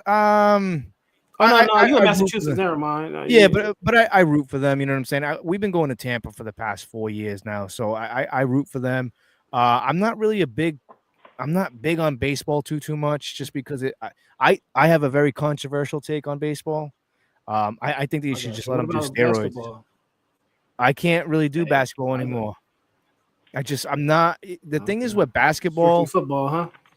Football, hockey. The thing is with basketball, I want to like basketball, but the problem is with basketball is it's just too much. I want to see physicality again, man. I grew up in, I'm 37, man. Yeah, I grew up in the 90s. Like Bird didn't want to play with Jordan. Jordan didn't want to play with Barkley. None of that. You know what I'm saying? Yeah, it was competitive. There's so many booty buddies right now. You know what I'm saying? Exactly. Like, why can't Kevin Durant play by himself? Why can't Steph Curry play by him? I get it. Like everybody's like, well, Jordan had Pippen. I get that, but what did these guys do when Jordan left? They got drafted. You know what I'm saying? Exactly. You get what I'm saying? Like, it's different. It's way different. They setting up meetings to team up. You know what I'm saying? It was never like that. You know what I'm saying? Like we had some super teams back then, but it ain't like it is now. But that's what I'm saying. The balance there's no balance in the NBA anymore. It's like you kind of know. I don't know. It's just it's like all 5 teams. Yeah, it's just all the way messed up. Like I It's said, it's back just balance now with this new CBA. I mean, I I just want to see. I just want to see basketball. Yeah, I want to see basketball get back to basketball. Like it ain't coming back. Yeah, it ain't coming. Yeah, back. it's cool to shoot threes and stuff like that, but I want to see somebody drive down the lane, man. Like I just want to see physicality again. I just want to see. I want to see. I don't know, man. I just back in the day, I don't think a lot of these players would have survived with like the old Pistons teams and stuff like that. Ben Wallace. You got a few sprinkled in. You got a few players. You got a few players sprinkled in here and there. Yeah, like old school days. You know what I'm saying, but not enough. It's over with that because you people don't get hurt. They soft. You know what I'm saying? Yeah, 129, 125 games. Yeah, it's just you got Embiid, one of the best players, and that boy stay hurt. Yeah, it's and it sucks too because you pay a top dollar to go to watch these players play, and some of them sit out. And I get it; everybody needs a rest here and there, but like sometimes it's just like I don't know, man. It's tough. Like I'll watch basketball, but I don't really root for anybody. Like I'm not a Celtics fan. It's the uniforms that horrendous. I'm sorry. I'm gonna get crucified for that out here, but I don't like them. I don't like the uniform. They're horrendous. They're ugly. If they went to like a black with like maybe a green outline with white lettering, I think that'd be pretty cool. But I mean, I can't really get behind the Celtics. I'm a fan of I can't say I'm a fan of a team. I'm just a fan of like certain players. Like I like, as a Laker fan, so yeah. I liked Ja Morant. You know what I'm saying? I liked him, but I mean, he's got some issues with guns and stuff like that, man. I like guns too, man. But shoot him up. Sometimes you just can't pull him up. Can't pull him out. Shoot him up. You know what I'm saying? What made you a Tampa Bay fan? So growing up in Massachusetts as a kid, my parents came from Portugal. They came here, and growing up in Massachusetts, like they were poor. So in the early 90s, at the time, it was the Florida State Seminoles and the Miami Hurricanes. They were on TV. So at the time, I'm 37. So at the time, whatever you caught on TV, whatever those wires were catching, that's what you were watching. So I got to see the Florida State Seminoles a lot, and I got to see Derek Brooks play, number 10. And he would fly around the field, and he was one of my favorite players growing up. And my father was a big-time Patriots fan. He's no longer with us, but he was a big-time Patriots fan. Okay. And I never got into the Patriots. Just the uniforms, they were ugly. The big Patriot logo on the sides. It just and I remember watching Warren Sapp play for the Hurricanes, and then they both got drafted to the Tampa Bay Buccaneers in '95, and I'm like, that's my team. But I couldn't really watch them, but I loved Derek Brooks. I used to rob the next door neighbor's paper, Sunday paper, just to get the statistics and stuff like that for the Tampa Bay Bucks. And then the video games came out, NFL Quarterback Club and stuff like that. And then I really got to know about the team more. And then the rest is history. And I've been a diehard Bucks fan ever since. I went to Brady's last game. I went to Brady's last game as a Patriot, and I got heckled over there because I was wearing Bucks gear. And I said, if you guys don't win this game, Brady's coming to Tampa. And I got the Snapchat video to prove it. And then sure as hell, the rest is history. It just sucks. My father wasn't here to witness that because I think that would have been pretty cool. I caught a lot of heat from my dad for being a Bucks fan, but it is what it is, man. But yeah, that's how I became a Bucks fan. That's what's up. But you know the real big team is, you know what I'm saying? You know what it is. Tampa Bay. Tampa. Yeah, Tampa. Yeah, all right. Ralph, get him. It's all good though. We got hopefully because I really want to be San Francisco in the playoffs, but since I met you, yeah, we could take y'all out too. We could take San Francisco. We got San Francisco. We got San Francisco next week, and that we got a receipt for that. Y'all need to take care of them, please. Yeah, please take care of them. We got. I stay in the Bay Area. Yeah, I stay in the Bay Area. That's all. They just been chirping. You know what I'm saying? Yeah. Now Mac Jones is better than Jordan Love. Like, come on, man. Yeah. Right. I'm hearing it all, man. It's all good. Solid backup. Right. He better than Purdy. He ain't better than Jordan Love. He better than Purdy. They hate hearing that though. They just pay Purdy. Yeah. Now, you know what I'm saying? Mac Listen, the biggest problem with the San Francisco 49ers, I'll leave it at this.